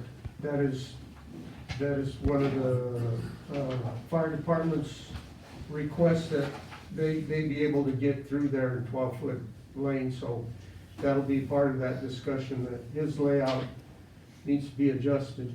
It's typical of any downtown event where we close off streets. We've got to have that, fire / ambulance / public safety lane open. You know, in answer maybe to your question, Ms. Trago, about the other adjacent owners, restaurants, that they're okay with it. I don't know if it would be awkward or not for him to maybe just to go to them and have them just like sign off on them and say, we approve, and that way they can't come back and say, well, we didn't approve this. This way we know who approves and who doesn't approve. So Or that- who's notified? Yeah, and at least they've been notified that this is, I'm not sure, Les, do you have any issues with anything? No, it sounds like a great idea. I think Mayor? that's it. Is it, are they utilizing the entertainment district? No, not to my understanding. Is that correct, Is- Audra? That's correct, and I will note that Mr. Gonzalez has joined us, and he has his hand raised. Oh, I'm good. sorry, I didn't hear him. He's joined us, Mr. Gonzalez Okay. has, and he has his hand Okay, gonna- raised. Gonna go ahead and repeat your question. So, they're not utilizing the entertainment district? Are they not? Huh. All right, that's surprising. Okay. Now that he's on, any questions for Mr. Gonzalez? None? Yeah, just the times, Yeah. what they plan on doing with that. When they closing the street off and when will it be reopened? I have another question. Jay, Mr. Gonzalez, could you tell us what the times of operation for this event will take place? We're gonna be holding this in the times of 11 to 11:30 till 8. We'll be closing down the street at 11 to kind of prepare for it. We're gonna be opening up the events at 11:30, and we'll be closing down at 8 o'clock. Yeah, just kind of see what's going on. That works for you? Okay. And then Ms. Ogletree has a question for you. If you're not using the entertainment district, are you going to have insurance for the event, or how are you going to do that? I have insurance in place for this event, and I have a blanket insurance. So if we do more events in the future, it's just going to be covered by my policy. Okay, thank you. Okay. Okay, any other questions? Okay. And Mayor and City Council, I will add that I do have the certificate of insurance already in hand as well. Okay. So, ma'am, so Jay, is there a reason, have you joined the entertainment district, and is there a reason you're not utilizing it? I have not joined the entertainment district, Rusty. I'm not really sure that the entertainment district is really a good fit for me. I mean, kind of just going off of kind of the way that the last event went off, that they pulled off, which was the comedy. And although everything on Main Street was really kind of really set in kind of really well, other parts of the event were kind of left loose and ended, like the closing down of my street, and there was nobody there to staff and any of that. And I kind of want an event to where that I can secure, my area, my 1 block area, and I'm not necessarily sure that I'm really comfortable with people walking around with alcohol across all that this and that streets. I'd like to have it in one kind of little space right there, there in front of my business. All right. Okay. Any other questions? Okay, if there are no further questions, then call a vote, please. Bono, Yes. Goodall, Yes. Griego, Yes. Ogletree, Yes. Shu, Yes. Williamson, Yes. Rico. Yes. Item 8B, extraterritorial 3/4 inch water tap request for David Bacca at 12824 Corundum Road. Could I have a motion, please? So moved. Second? Second. And discussion, Mr. Vihil? Yes, I have Mr. David Back has requested a 3/4 inch extraterritorial water tap to serve a new constructed home, which will be located at 12824 Corundum Road. Upon approval by City Council, Mr. Backer will be required to pay the city a sum of $3,972 to include a planned investment fee, tap fee, plus all necessary meter components. Water rights acquisition fee is not applicable since the property meets a 1 mile radius city limit boundary. Okay. Get some questions from council, Mr. DeBono? No, sir, not at this time. I have no questions. Shu? No. So Ogletree? No questions. Mr. Williamson? None, Mayor. Okay. There's no questions, call vote, please. Bono, Yes. Goodall, Yes. Griego, Yes. Ogletree, Yes. Shu, Yes. Williamson, Yes. Rico. Yes. Item 8C, extraterritorial 3/4 inch water tap request for David Bacca at 37360 Highway 350. Have a motion, please. So moved. Second, Second. Mr. Vihil. Yes, Mr. David Backer has also requested a 3/4 inch extraterritorial water tap to serve a shop building, which will be located at 37360 Highway 350. Upon approval by City Council, Mr. Backer will be required to pay the city a sum of $3,972 to include a planned investment fee, tap fee, plus all the necessary meter components. The water rights acquisition fee is not applicable since the property meets a 1 mile radius city limit boundary. Okay, questions from council? Mr. DeBono? None. Anybody? No, I'm just kind of curious, will he get power from us, the city? Or is that San Isabel? Because it's real close right there to Cougar Canyon. I'm just curious. He has a possibility, since it's a new business, he can choose to utilize us and the city can serve him. He's already been in conversation with the Power and Light Grant. Yeah, I so, was just curious, yeah. that'd be a good deal for us. Yes.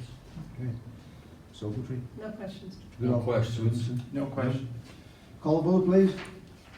Bono, Yes. Goodall, Yes. Griego, Yes. Ogletree, Yes. Shu, Yes. Williamson, Yes. Rico. Yes.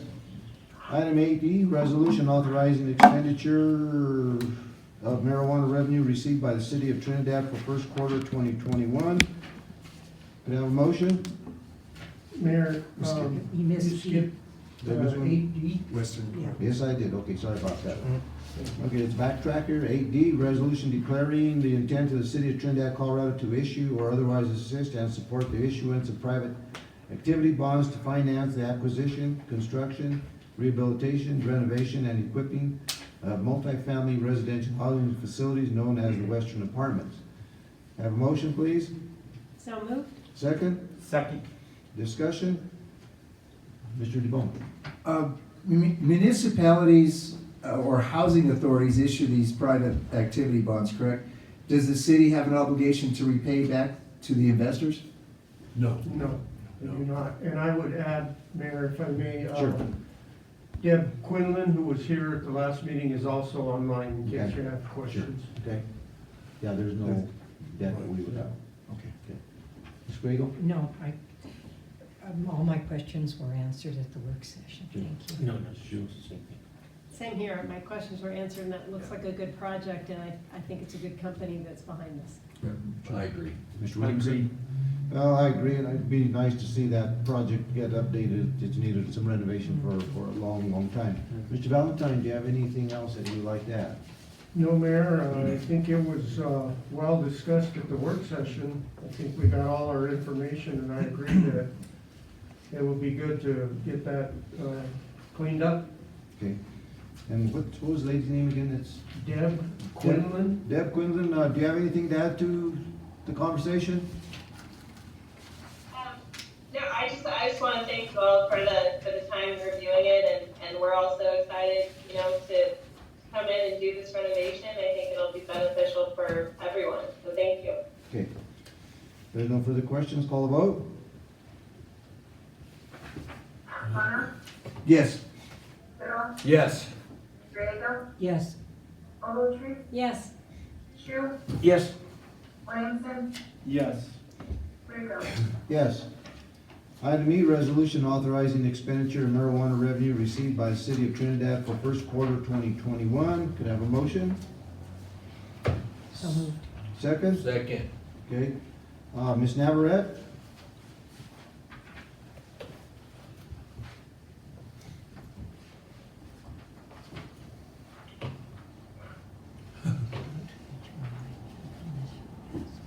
Just a moment, please, my screen froze. Can you hear me? Yes.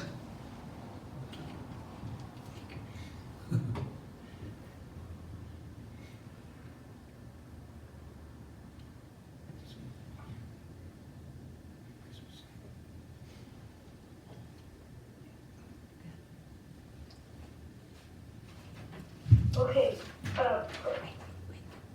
during our discussion, during our work session, we discussed marijuana expenditures of $945,910. The only, hang on, I can't get my mouse to count, just hold please. Holding. That's fine.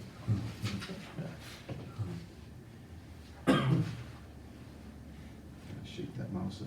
Tom's on it. Okay, so from the work session to this resolution, there has been two changes. In the original, the work session, we had allocated an additional $18,000 to the safety program, $9,000 a quarter for the portalets. Well, it looks like we're going to be moving those portalets out and opening up the park restroom. So we reduced that by $18,000 for the $9,000 for the third and fourth quarter, and we moved that money into the landfill rehab. So requested city projects total, we have $614,842 to allocate. The projects are all listed as on the resolution.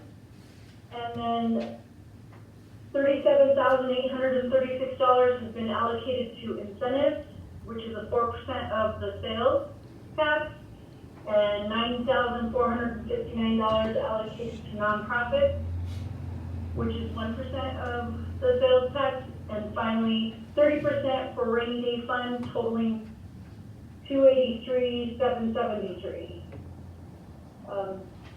Are there any questions? Mr. DeBono? No, sir. Ms. Grego? I have a question that was presented to me by Benjamin this morning. Where is the outdoor recreation volleyball court going to be? Does anybody know? Or you planned where that's going to be?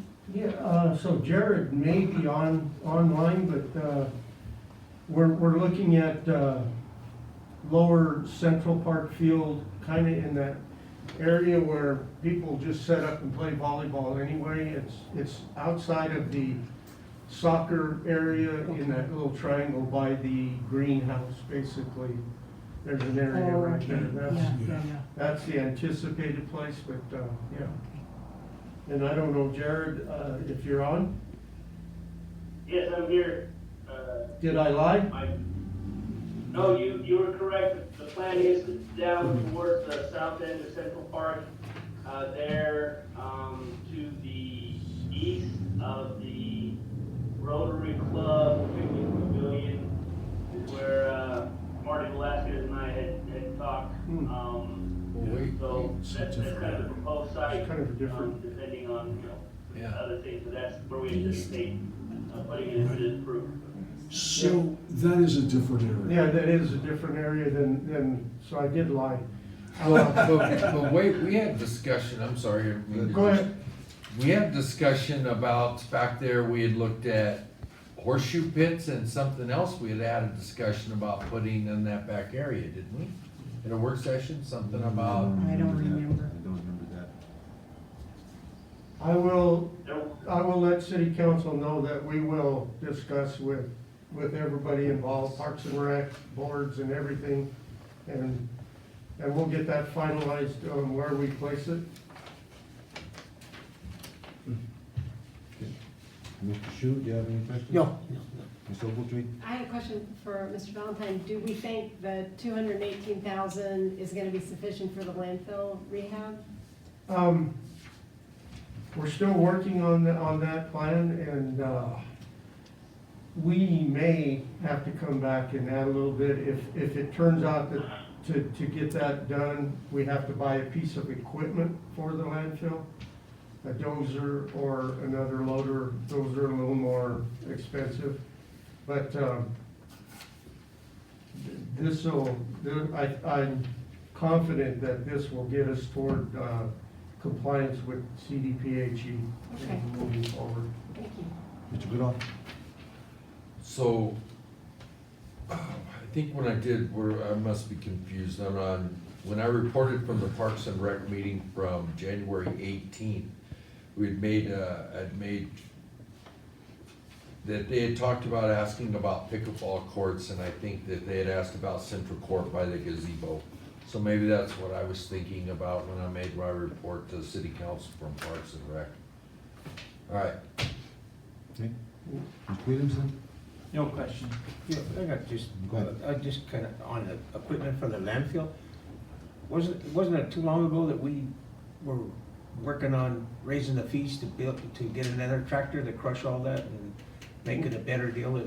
Did that fall through, or what are we doing on that? It did not fall through. We have had both a tire shredder and a crusher out there crushing all the concrete as we speak to bring that into compliance. Raising the fees, we have to analyze, being that it's an enterprise now, we're in the process of, this is gonna be our first full year of it being an enterprise, so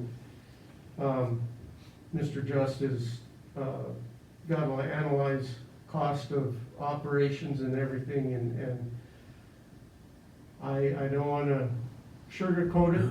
We'll probably have to come to you to raise the tipping fees.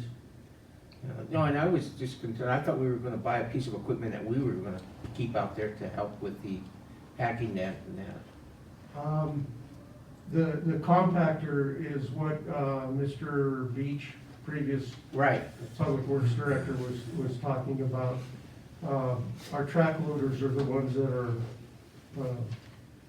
old and have a lot of hours on them and continually kind of breaking down, so. Again,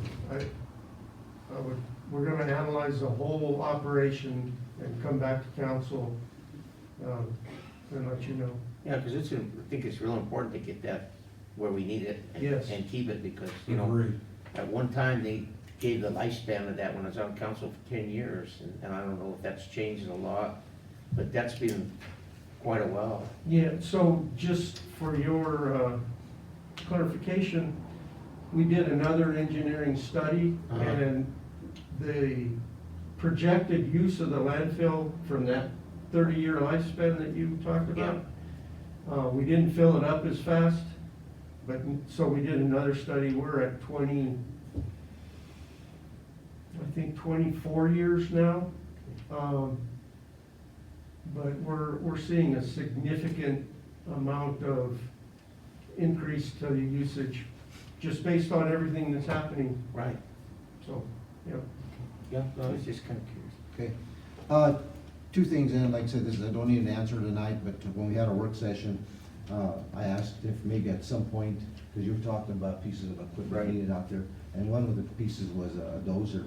Mhm. And if you can if we can get just maybe some point in the future, a general idea of what these pieces of equipment would cost us, so that we'll know what we're looking at, when the time does come, that we're not blindsided by all of a sudden we gotta come up with $1 million, because dozers are expensive. So anyway, that's number one. Second question I had is, one thing I kept looking at is, I brought up the last time, there was some general consensus to take $100,000 from the rainy day fund and put it toward incentives. And I didn't see that changed, and I thought there was some consensus when we got at our work session. Do you guys remember that? When I brought it up twice. I don't remember, but. You did, you brought it up and we discussed it, whether it could be used not only for incentives, but also towards land acquisition for areas for building. And we did discuss that, and there was a consensus in council. And so that was a discussion that we had, and I'm not sure, Mr. Valentine, do you have any issues with that? I do not, Mayor. These funds are directed based on our resolution and the policy that council set, the 30%, the 65% and such. I talked with Cheryl a little bit about it, and should council desire, we can actually do a budget adjustment and direct those over to the incentive from the rainy day fund line item that we have. Okay. So it's not reflected in here in this resolution, but we can bring something forward. Well, let's see if we have a council, is that something you think you would like to have done, Mr. Bono? Yes. Why don't we wait till second quarter marijuana, because really, we don't even have the basic principles of what that incentive program is gonna be. Maybe wait and do it second quarter marijuana fund. Either one, it doesn't matter. Yeah. You just brought it up for. Yeah. Well, even, maybe not even second quarter, but each quarter, put a certain amount in till we build that up instead of taking it all at one time. Wouldn't that be easier for us? Well, let's see, April, May, June, that's gonna be the meat of the marijuana money. That'll be the beginning of it, so. Well, I mean, just a suggestion, Yeah. that might be easier to Either do it way, that way. either way, we can, I don't see any urgency. in What doing would you feel would be the best, increment it out, or just 100,000 off of now, or the second quarter budget? Right, so we, as staff, need to develop the policy on how we disperse this, building this fund up. We now have 150,000 in there possibly. We can put that money or direct that money, I believe, over there, and then we'll have a bigger pot, but we still need that policy to vet whoever comes in. So I think as we move forward, it's gonna take staff another month plus some work sessions to discuss that.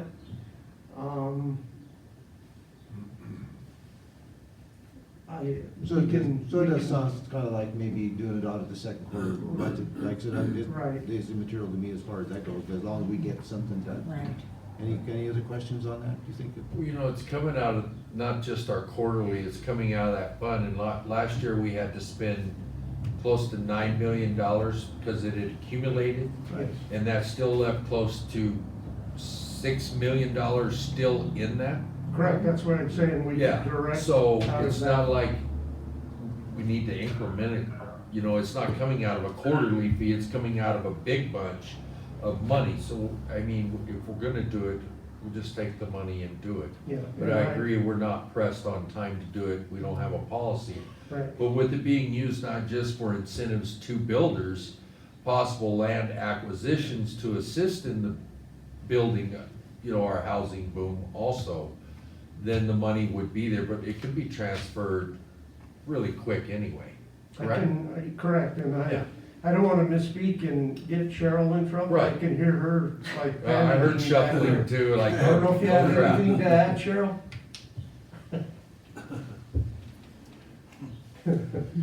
Just quiet. How are you gonna answer And that? like, he brings up a good point, and I brought it up last time with about the land acquisition over that one particular parcel, if it becomes available, over there by the hospital. That's the reason why I brought that up, so. Yep. Anyway, like I said, you need to put that policy together, and then we look at the second quarter, revenues to take that money from. Any other questions? Okay, call the vote, please. Turner, Yes. Goodall, Yes.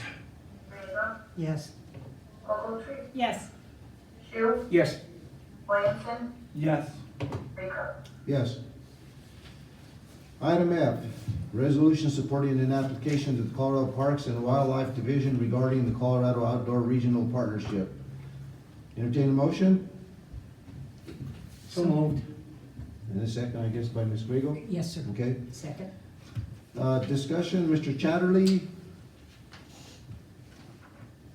Yes, Mayor, members of the council, this is more a letter of support for the Brook Water Partnership.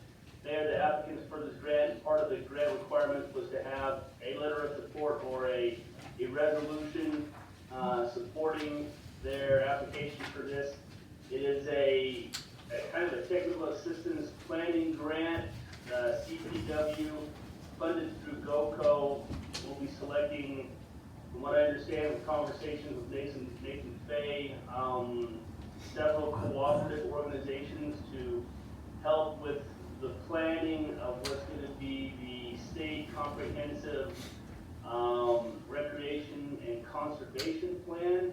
And so they're looking for collaborative organizations, in our case would be spearheaded by Purgatory Water Partnership, to do community meetings, studies and such, to help garner the information to help with that study. And so that is the purpose of this resolution. Okay. Questions from council, Mr. DeBonne? No, I just wanted to thank Jared for the great interview yesterday. We talked about the Greenway Foundation, the disc golf, and gave a nice overview about some of the updates and the events going on around in the city. Good. Ms. Grego? No, sir, I have no questions. No questions. I just wondered, how does this fit with the Greenway Foundation? Is this something that we're seeking funds that we could put towards the Riverwalk, or how do those two things work together?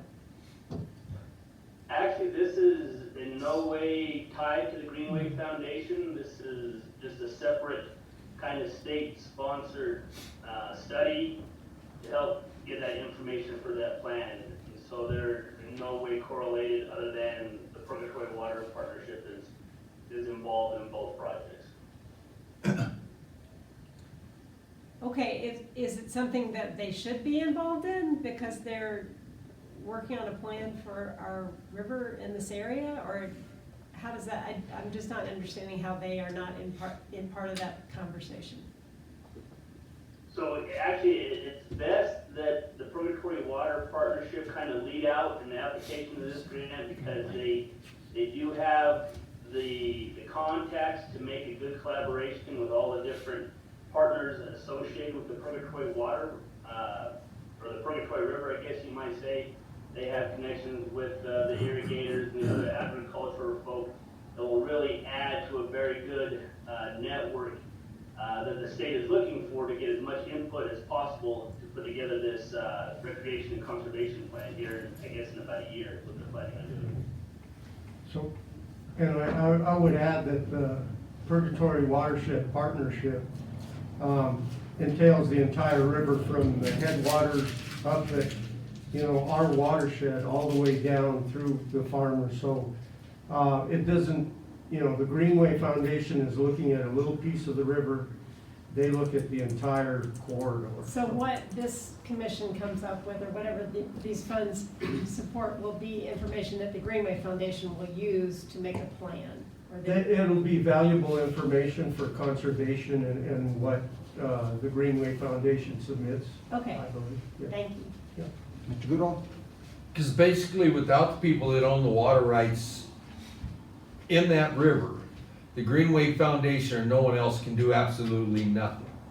Correct?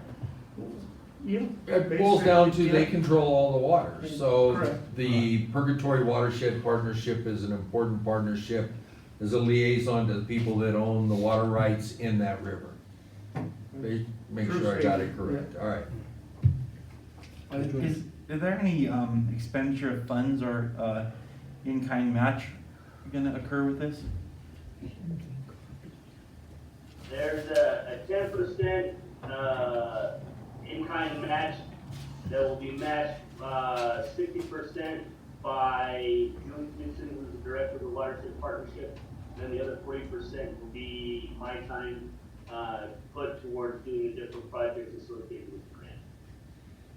So there's really no direct money coming from the No city? direct cash, it's in-kind Okay. work match. Okay. You know, and, you know, depending on the plan as to when it finishes up, they might be able to take that plan and utilize it from the Purgatory, I mean, for the Greenway Foundation. They might look at it and take pieces of that and say, well, yeah, we could use that. So it depends when it gets finished, so. That makes sense. Yeah. Any other questions? Call the vote, please. Turner, Yes. Goodall, Yes. Griego, Yes. Ogletree, Yes, Shu, Yes. Williamson, Yes. Rico. Yes. On to item 9, council reports. Mr. DeBono? At the last Los Angeles County Veterans Council meeting, they decided that Monday, Memorial Day, May 31st, they were gonna serve not just veterans, but anyone that wanted to have breakfast from 7 to 10 a.m. So you might wanna make a note of that. Also, they're planning the second annual Pearl Harbor Gun Show the weekend of December 4th and 5th, and that's gonna also be in Fort Wooten. And I've also been promoting on the radio 3-4 times a day, the Monument Lake Resort, as well as the restaurant, and Frank Wants Big Fish for that fishing tournament on June 5th. So, been mentioning that a lot on the radio the last 2-3 days and leading up to June 5th.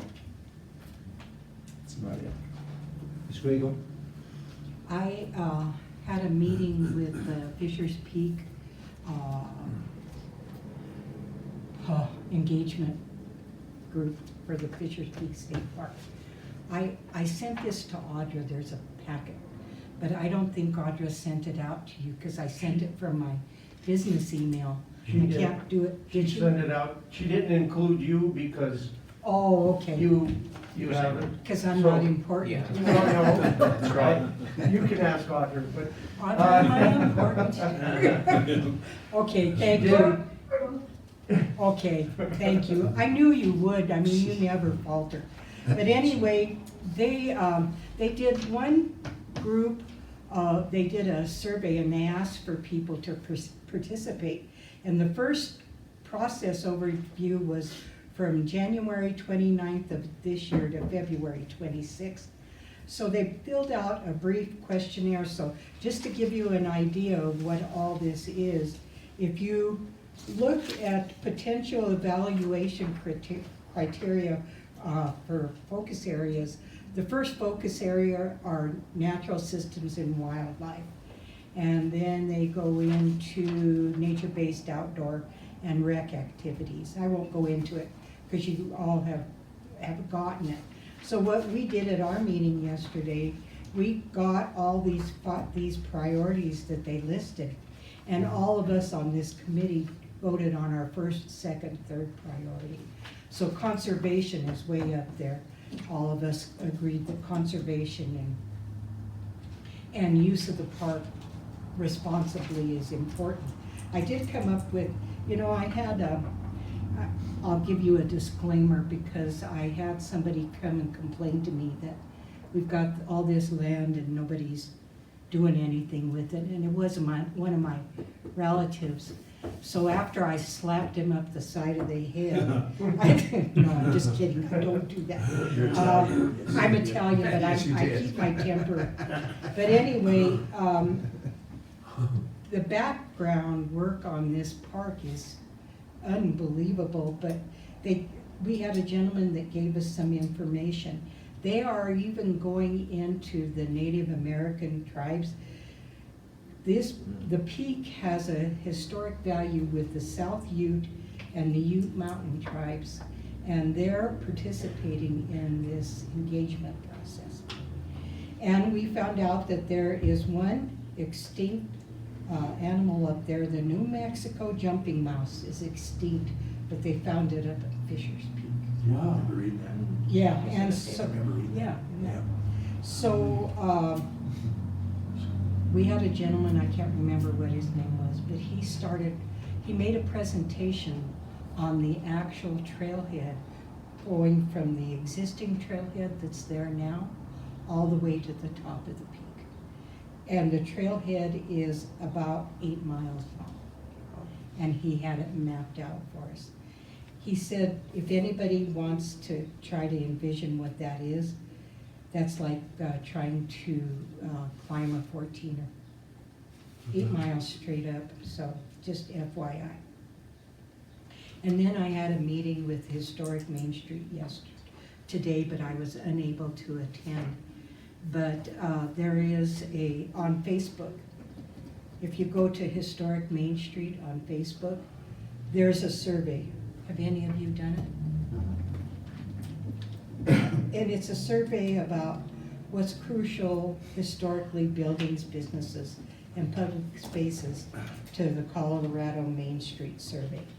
The Historic Main Street group was kind of disappointed because we've only had 10 people reply to this survey, and it's about Trinidad. So if you can do it, or if you see it on Facebook, share it with people. We got to get more people to respond to the. So that's this, and you can. It's not I looked at that, and that is not that. Okay.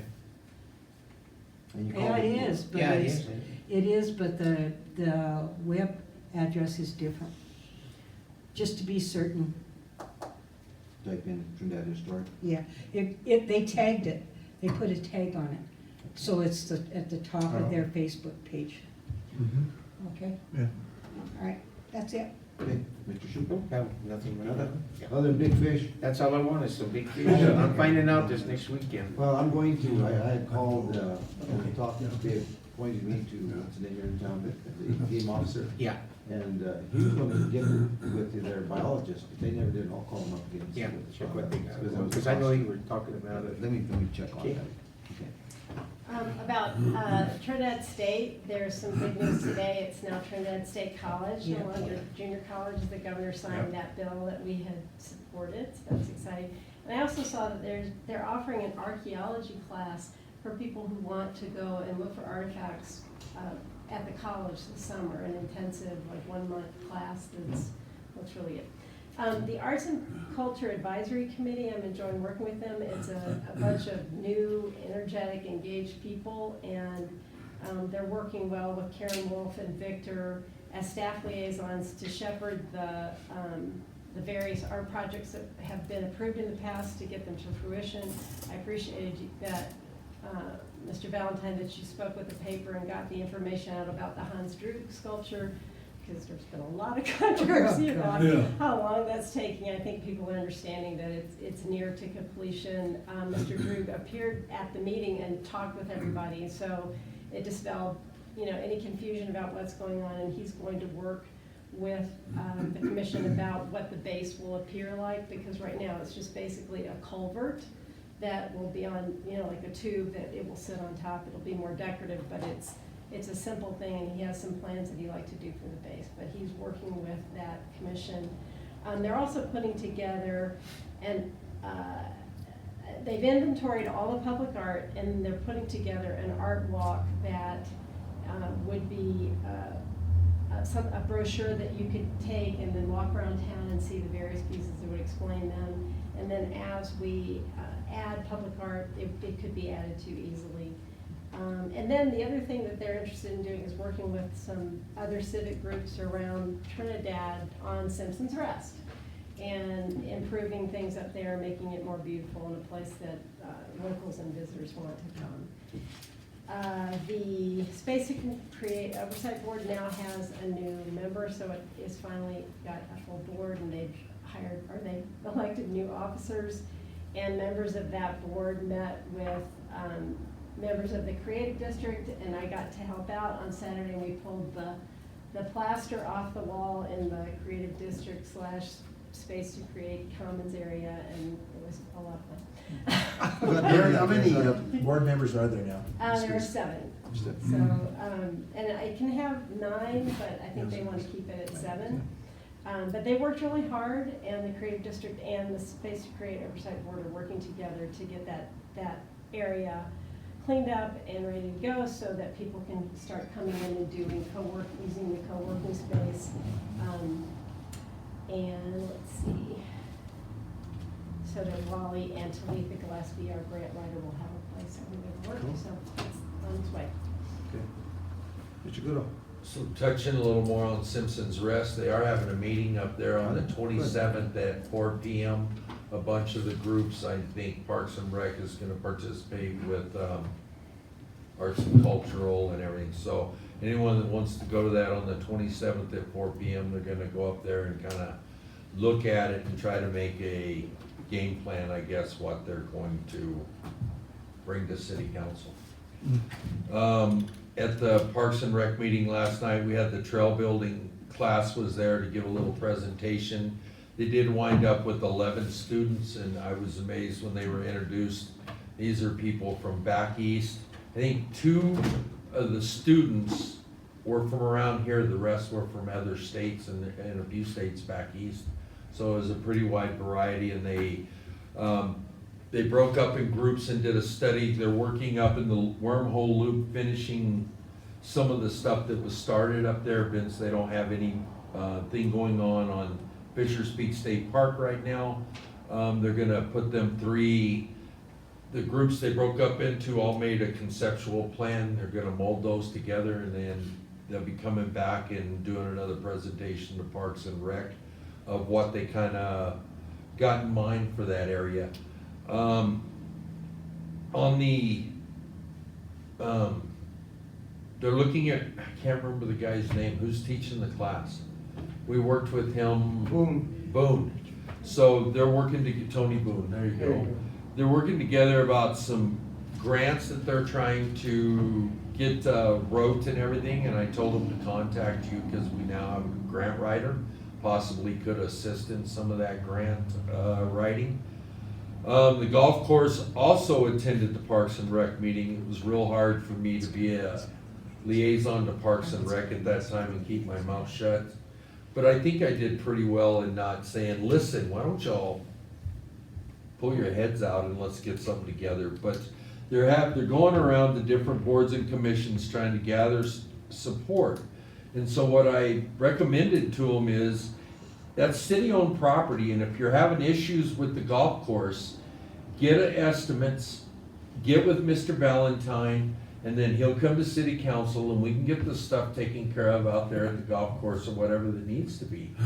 There really are some trees that are pretty dangerous. There's a lot of members of the Parks and Rec Board that golf, and so they have some extreme hazards of trees falling on golfers on certain tee boxes, number 5 and some other ones. So I'm hoping they'll take the advice and get with you, Mike. Finally, I tried to push them that direction to get that conversation going. And then they were curious when they moved the art from the roundabout and put the horse there, and they relocate the sculpture that's there, and they're looking at that Capitol Hill triangle. They were curious, will CDOT be involved with that like they were over here? Because they're like, oh my God, maybe we need to find somewhere else that CDOT's gonna be involved in that. I told them I don't think CDOT Ben's Main Street is not the emergency access in case something happens on the interstate, since we have the bypass now, that I didn't think CDOT would be involved in that. Is that correct? That is correct, and I hate to interject now, but I have to. I understand boards and commissions, they're doing all this stuff, they're gonna meet on Simpson's Rest, they're buying art, their staff is finding out now that they're going to wanna do stuff, and then we become the roadblock. Right. Please come to staff first, talk to us. We could have told them early on, CDOT owns that property, CDOT owns where the circle lift goes. Right. Where they wanna put that on Capitol Hill, that is city-owned property. Right. But, you know, it's just like, I love their enthusiasm. Correct. But involve us a little bit so we can, you know, let them know the pitfalls before they hit them. And me and Marty try to push the park and rec board that direction, and always, well, if you're gonna do this, you definitely need to talk with staff and find out. So, another part of conversation there, June 11th and 12th, the Greenway Foundation is gonna be back. They're gonna be at the college this time in the Pioneer Room. That is correct, that's. For the next go around on that, so I thought I'd bring that up because I haven't heard that mentioned, and that was the first time last night. So,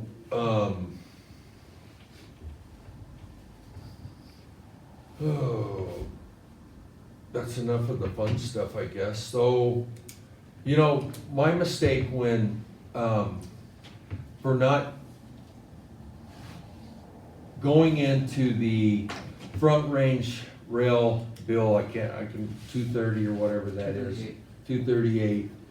When we went support, when you asked for support and you went up and testified, after reading through this bill a little more and looking at the 9/10 of 1 cent sales tax for 40 years, it gives me a lot of concern as a city council person looking at projects that we may have in the future that require bond issues, such as the water line from the water treatment plant to Trinidad.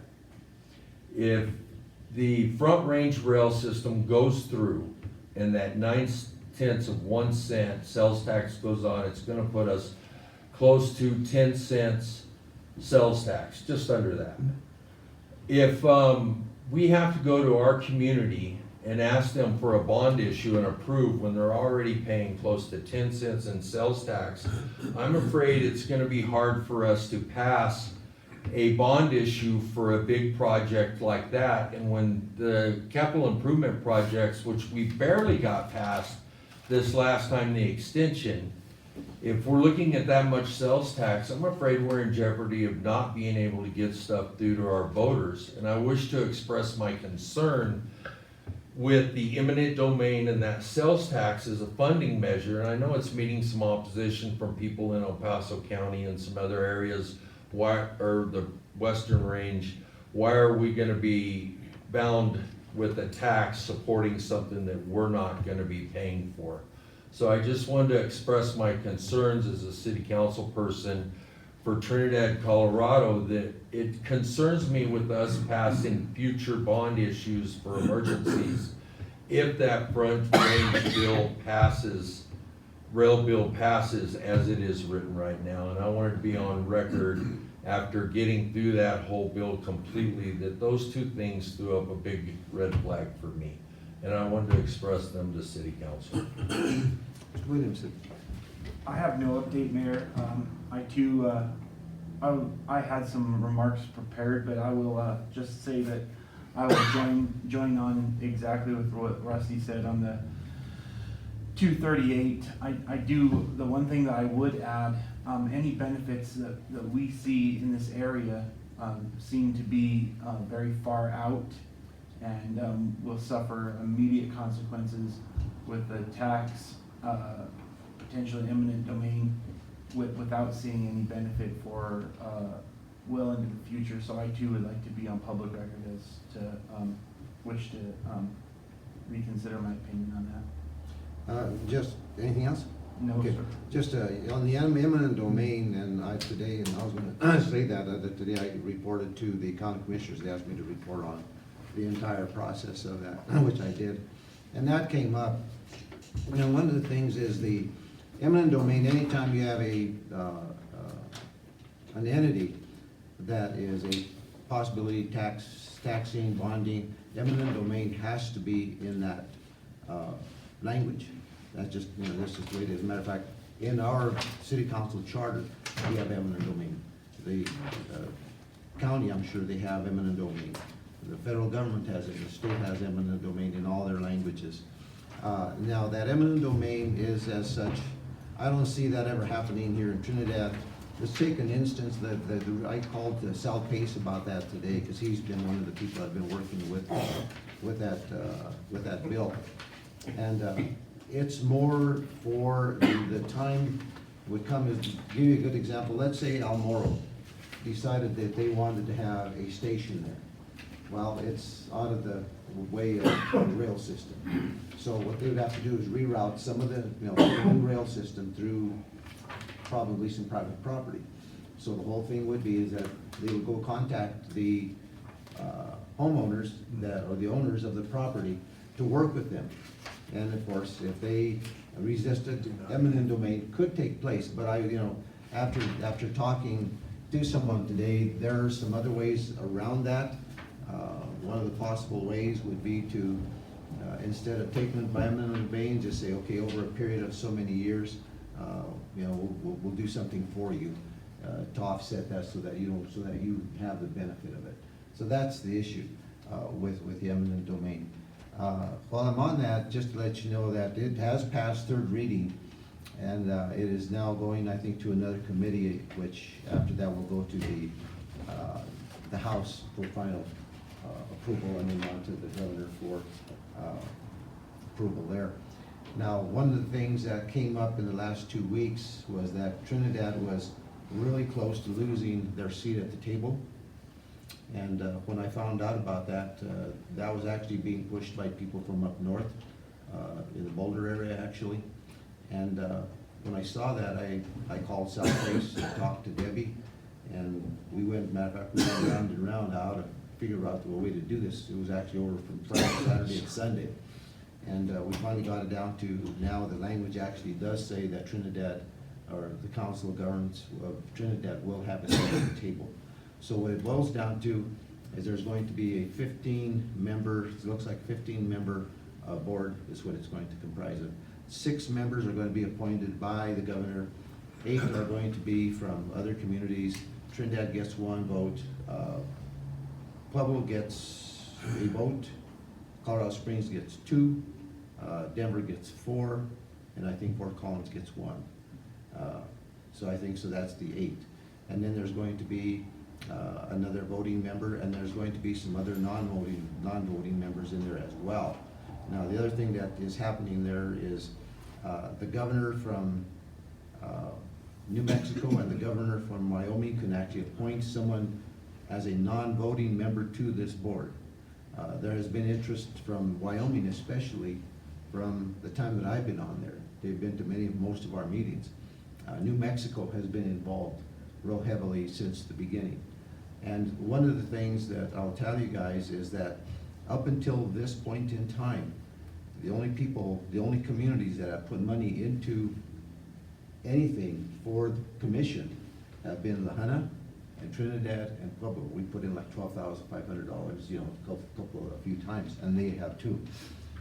So why were we in jeopardy of losing our seat, our vote? Just because they felt like we were overrepresented down in this area per capita as far as population goes.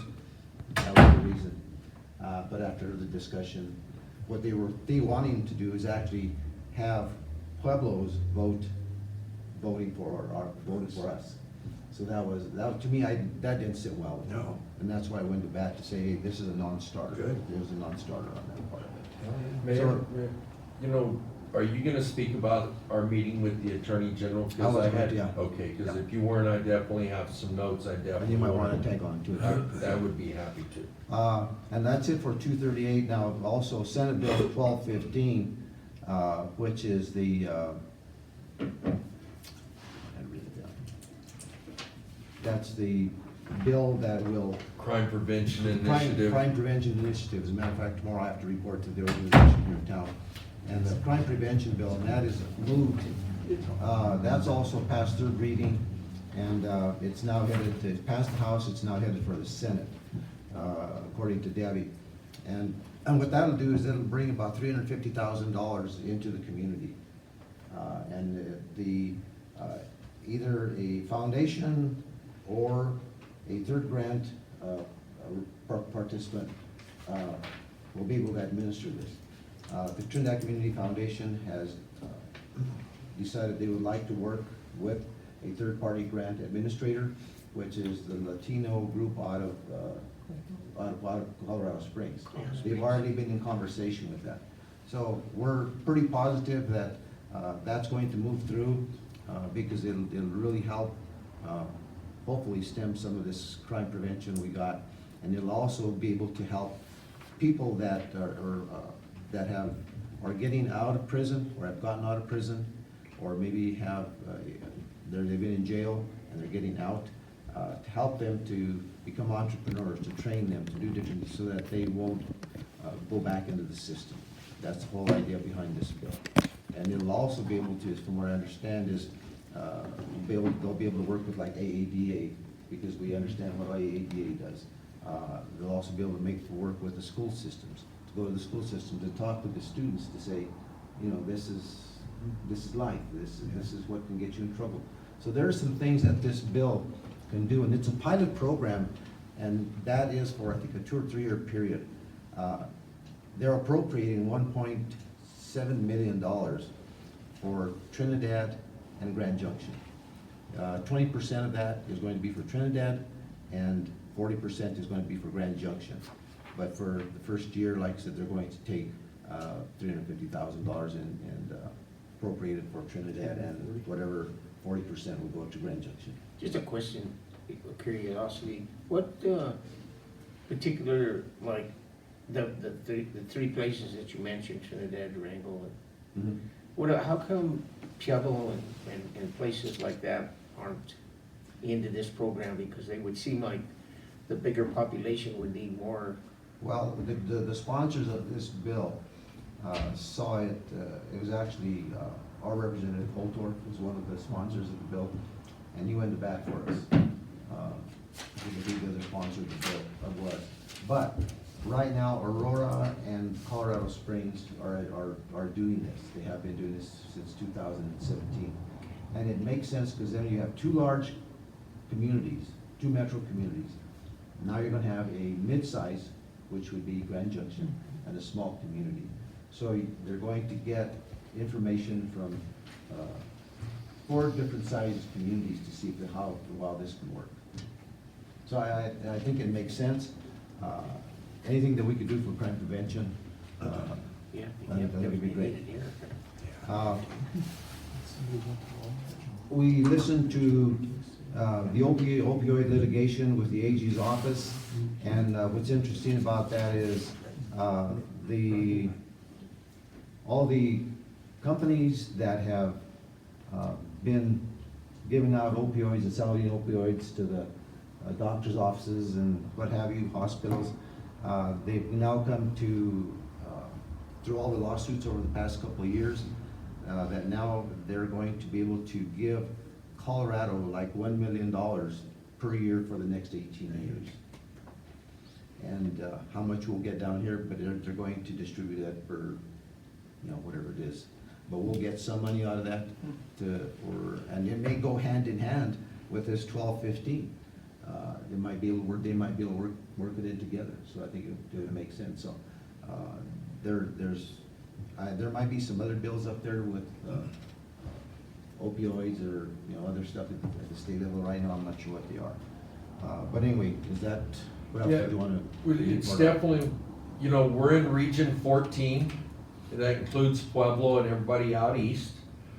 And when they spoke, Attorney General Weiser said it puts us in an advantage because Pueblo has a plan up and running that we can tag on to. We got phone numbers, shared contact information to start getting. There's gonna be 6 local government appointees, 6 attorney general appointees. We'll have 1 rep out of the county and 1 rep out of our city that'll sit on this. And we have to get the maximum amount of money. They're pushing in the high 90s, 95% participation. The lower your participation, the lower the cut of the pie that you're gonna get. And like the mayor said, it is an 18-year plan. We receive money every year out of the 4 major drug manufacturers. 3 of them have reached a satisfactory settlement. I believe it was Johnson & Johnson is the only one that come through with the settlement they said was not satisfactory, and they're pushing them, and they feel like it's not gonna be a problem. They all are gonna come on board. So I think, we'll be working with, making contact with everyone else in our region and start to get a committee appointed and get our plan together and get it into Attorney General. And they said very well, we have a good chance of being one of the first regions to start receiving money by tagging on with Pueblo, because they're ahead of the curve with the program they've already started. So I was very excited about the meeting that we had with them. Yeah, it sounds like, we're gonna benefit in a big way in that regard too, so it'd be great. And like I said with us, they said saddling this opioid settlement with the crime preventive initiative is another thing that they're looking for, and it will make us have even a better chance by putting our monies together from different areas to get more money to try and do something here. Okay. The other thing I wanted to mention is on Thursday at 5:30, Action 22 is going to be in town. It's kind of a meet and greet event at 5:30, and it's going to be at Phil Wong. So if anybody, any council member wants to go and just kind of meet some of the people and talk to them and see what Action 22 is all about. They're asking for RSVPs, so. Yeah. Or you can just Well, they show talk up. about issues related to legislation Yes. such as government affairs and healthcare, education, Yeah. and things like that, natural resources. Yeah, they are. So anyway, that's at 5:30. Also, I got information, I think, Mike, you saw this, that bill number 21-252, that, I don't know if any of you remember Tim Schultz. Okay. He's proposing some monies to help small communities for community revitalization. And that is a bill that is beginning to run through. Debbie asked me if I would be willing to testify when it does come up. I'm not sure if it'll come up next week or whenever, and I told her yes. So it could be that, I don't know if we can get money out of that to help with maybe the Space Creek Commons, I don't know. But Space Creek Commons, Fox Theater, Anything. it's all, it So- could definitely benefit. For those of you that weren't in council at the time, but Tim Schultz was one of the people that really helped push our Space Creek project. Yeah. He was really big on Trinidad when, in our Space Creek project, he really helped promote it. So he was there when Governor Hickenlooper actually gave the grant money for this area. Actually, if I remember, Betcher. he was the director of the Betcher Foundation. Okay. Yeah. And we got, how much did we get from, I don't remember, 250,000? Yeah, we got a pretty large sum of money from them. Okay. The last thing I want to mention is today I listened to the emergency management group. Did you listen to that too? I was on another meeting Okay. there, so I missed that one. Anyway, the emergency management, the county and the city, we need to develop an entire emergency plan for all types of devastation that could occur, from floods to fires to, some kind of disaster coming by the highway, and they're just, how do we mitigate some of these issues? And after listening to it, it's a pretty daunting program that has to be put together, but it's something that we have to do. The one thing that, Mr. Valentine, you might want to call Kim And there is an agreement with the EOC to, in the event that we do have a disaster, this has to be filed so that we can be able to claim funding for a disaster. Right. I So believe just- it's in place already, man, but I'll in call case, her. call her just in case. But this emergency plan it covers pretty much everything from fires downtown, if let's say an entire block goes.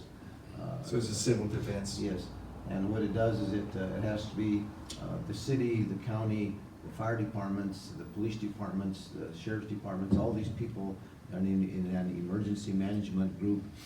They are supposed to come together and work on this plan and do some finalizing. So I imagine Kim will be calling us to participate in putting together that plan.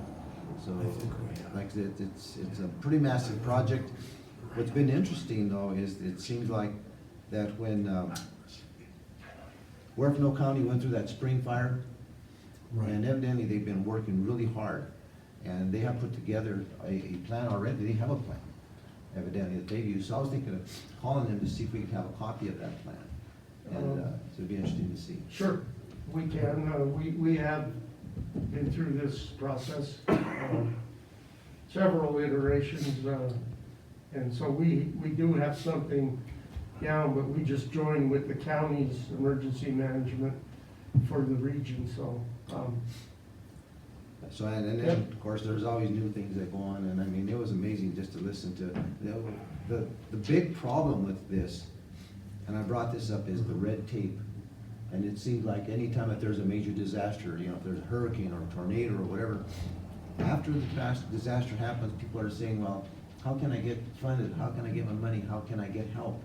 And it just seems like there's this big red tape out there that it just goes on and on and on. And I brought that up to her and I said, what are you guys doing about trying to maybe cut some of this red tape? And of course, you know, I interviewed one of the CSU engineers right after that spring fire. He lives in La Vida, and they do have a plan. but yeah, it was interesting. They've done a lot of work, you know, so it's good. That was all, Mr. Valentine. What do you have? Mayor, the only thing really, we've covered the gamut tonight, so I just want to let council know that we put out an RFP, we being Audra mostly, she put it out together. I put some language and she made it what it is, and we received 5 consulting firms that submitted, you know, 18 to 25 page documents saying what they could help us with and how they could help us. So staff is currently going through reading all those and you know, scoring them and seeing, and then we'll get together and then eventually it'll come before council. But I just wanted to let council know that that's in motion. Good. So I know that was one big thing that Karen had, so I've done traffic Yes, study. you betcha. I'm all for traffic. Right. Put that hose on. And that's all I have, Mayor. Mr. Downs? Nothing. Nothing? Nothing. Sorry. I got nothing. Okay, Yeah. good. Good to be back. Good. Good to be all together. Good to be back. Okay. It's weird. Motion It's to weird. adjourn? Go ahead. Mayor? So moved. I had one more thing, if I may. I know we had been discussing the retreat coming up. I was wondering with everyone's involvement, and especially city staff, their utilization factors right now. I was wondering if it might be more beneficial to have those sort of agendas just placed on existing work sessions as opposed to dragging in the department heads and everybody else to utilize their time. I just wonder if we may consider that. Oh, let me give you some thoughts. Like I said, I met with Mike this last week and we kind of went through what the agenda could possibly be, and it could possibly be pared down from this. And there's some pretty serious things that will take some time and some serious discussion. And one of the things is that we can throw it on some of these, and they're all coming forward us at the same time.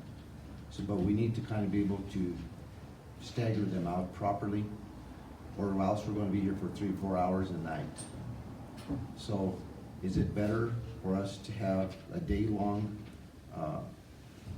retreat where we can take these items and put those in perspective as to what would be best and how to handle those, what's coming up, what's first, second, third, fourth, and fifth, get some in-depth discussion, and also give staff a better direction as to what our feelings are about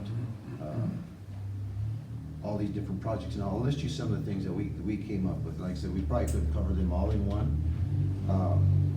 We talked some time back about the 2020 and 2021 council priorities. We all gave those.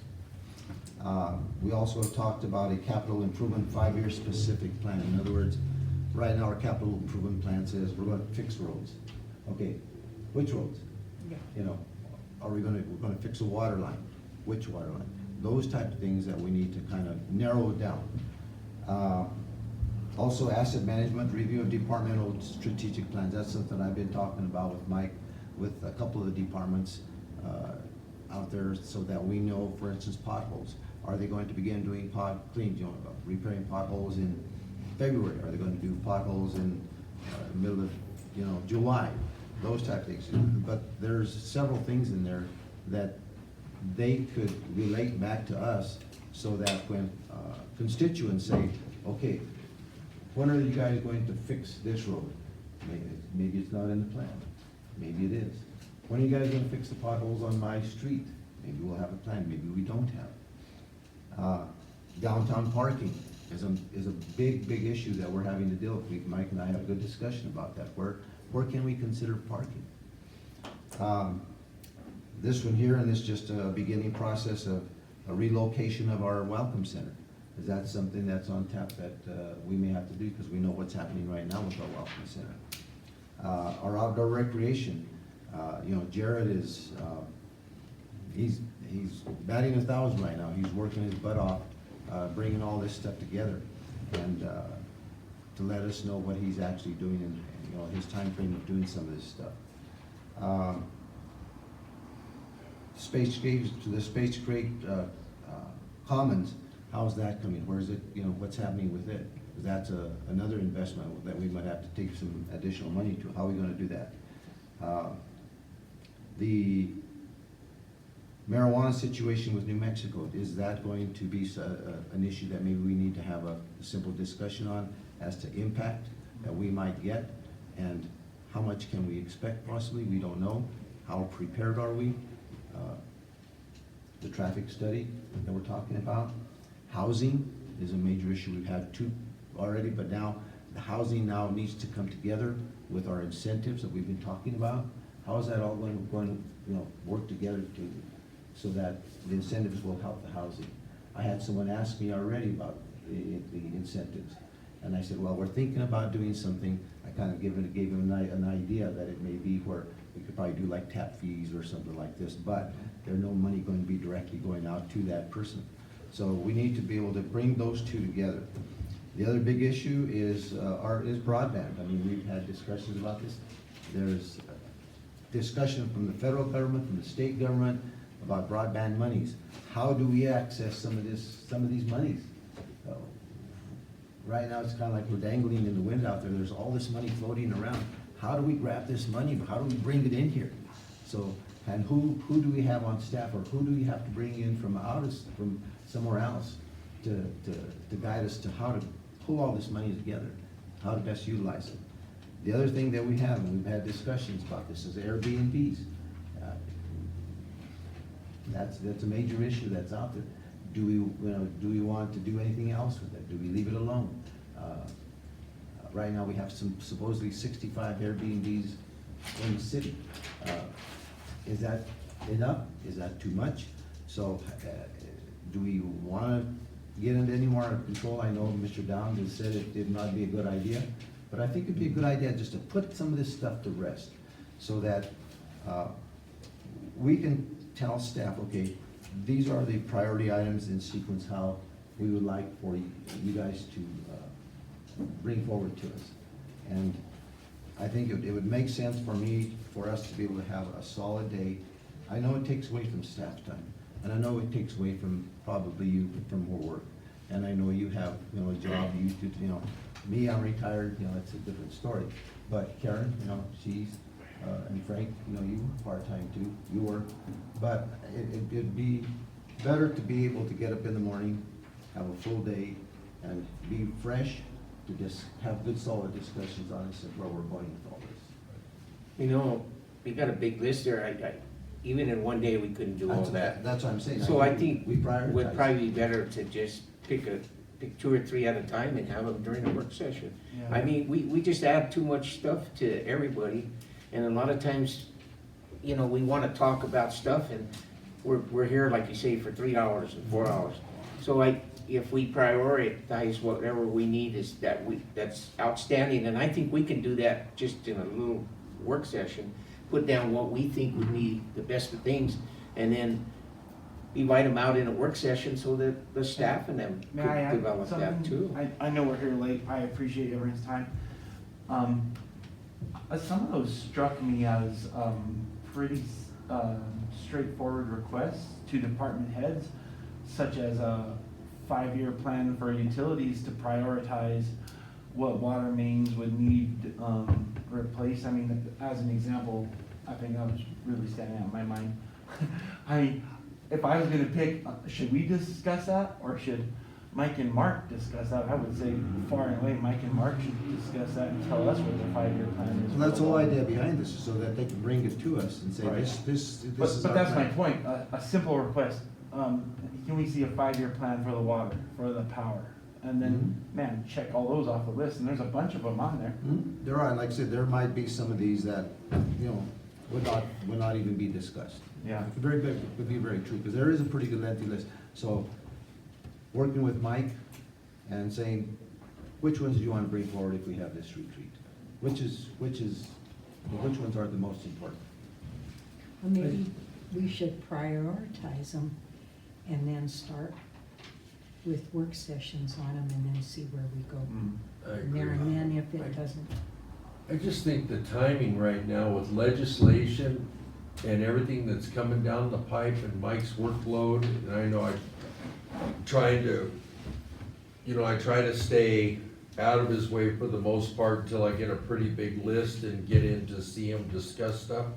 But I can see him pulling his hair out sometimes, that there's just I've heard him say so much, so often. I think maybe we should, if we want to retreat, maybe prioritize a few things in work sessions, move the retreat a little bit, let legislation session, maybe the smoke clear a little bit from everything that is going on, and then see if we want to still move forward to that. Well, Right. And that could be true, and that's one of the things that I was gonna say, is that I talked to Mike and we talked about if we have a retreat, maybe have it in June, latter part of June. And like I said, and during that time, maybe there are some of these things that maybe we can knock out between now and then, but there may be some specific items that I think that we need to really have a good sit-down discussion amongst all of us. Ms. Ogletree? I'm just thinking, I think what I'm observing how we make decisions is, up until this point, because of COVID and because we haven't had that kind of a integrated discussion about what's important that we should be doing, is that we're shooting things as they come along. But we don't have a strategy in place for what's going to take priority rather than some urgent situation. And that's what I think you're saying, is that you'd like that to be more of a frame that we're working on, not here's utilities, here's broadband, here's, just 14 different things. Because I think it goes to what Trinidad is, what it's becoming, what it has to be as a city in terms of staffing. I mean, we desperately need a planner, and you know that. I mean, we desperately need a city planner. The things that we're asking of our city manager are, it's beyond what is reasonable, I think. So those are the kind of things that I think are more global, that we should have a conversation about, rather than disaggregating everything. Yeah, it's, the thing about it that I keep looking at is that last year we started talking about a retreat, but because of COVID, things have just continued to pile up. And now we got this huge pile. Whereas if we would have been able to have it last year, we probably wouldn't be faced with this, and maybe a smaller. Mr. Valentine, give us your opinion. Well, Less work sessions, no retreat, more vacation, more pay. there's just so much. Yeah, no, it's true. Yeah. No, and honestly, with everything going on, it would be good to give us staff time to breathe a little bit. The mayor said, there's money being dispersed everywhere, and we're just trying to, as staff, trying to see how we get it, what fits in there. I think, giving staff direction is a good thing. So council can let me know what's prioritized. It's gonna be hard to have department heads and all of us take a day out to sit down and do this. To be honest, it's gonna take a hit. And people take a couple of days off and they come back and they're just buried.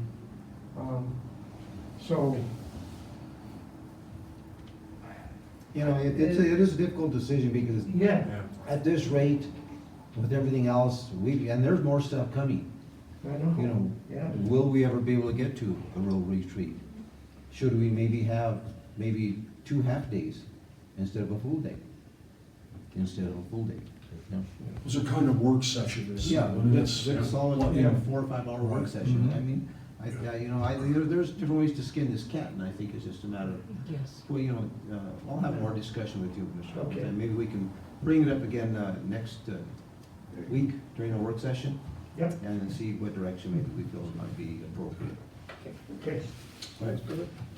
All right, I know Les was all over that motion before. That's illegal. You can't make motions. That's right. I know. I will make a motion to adjourn. I second, third. Okay, call vote to adjourn. Still with us, Kimbrough? Rivera, Yes. Riddle, Yes. Rita, Yes. Ogletree, Yes. Stewart, Yes. Williamson, Yes. Rico. Yes. That went.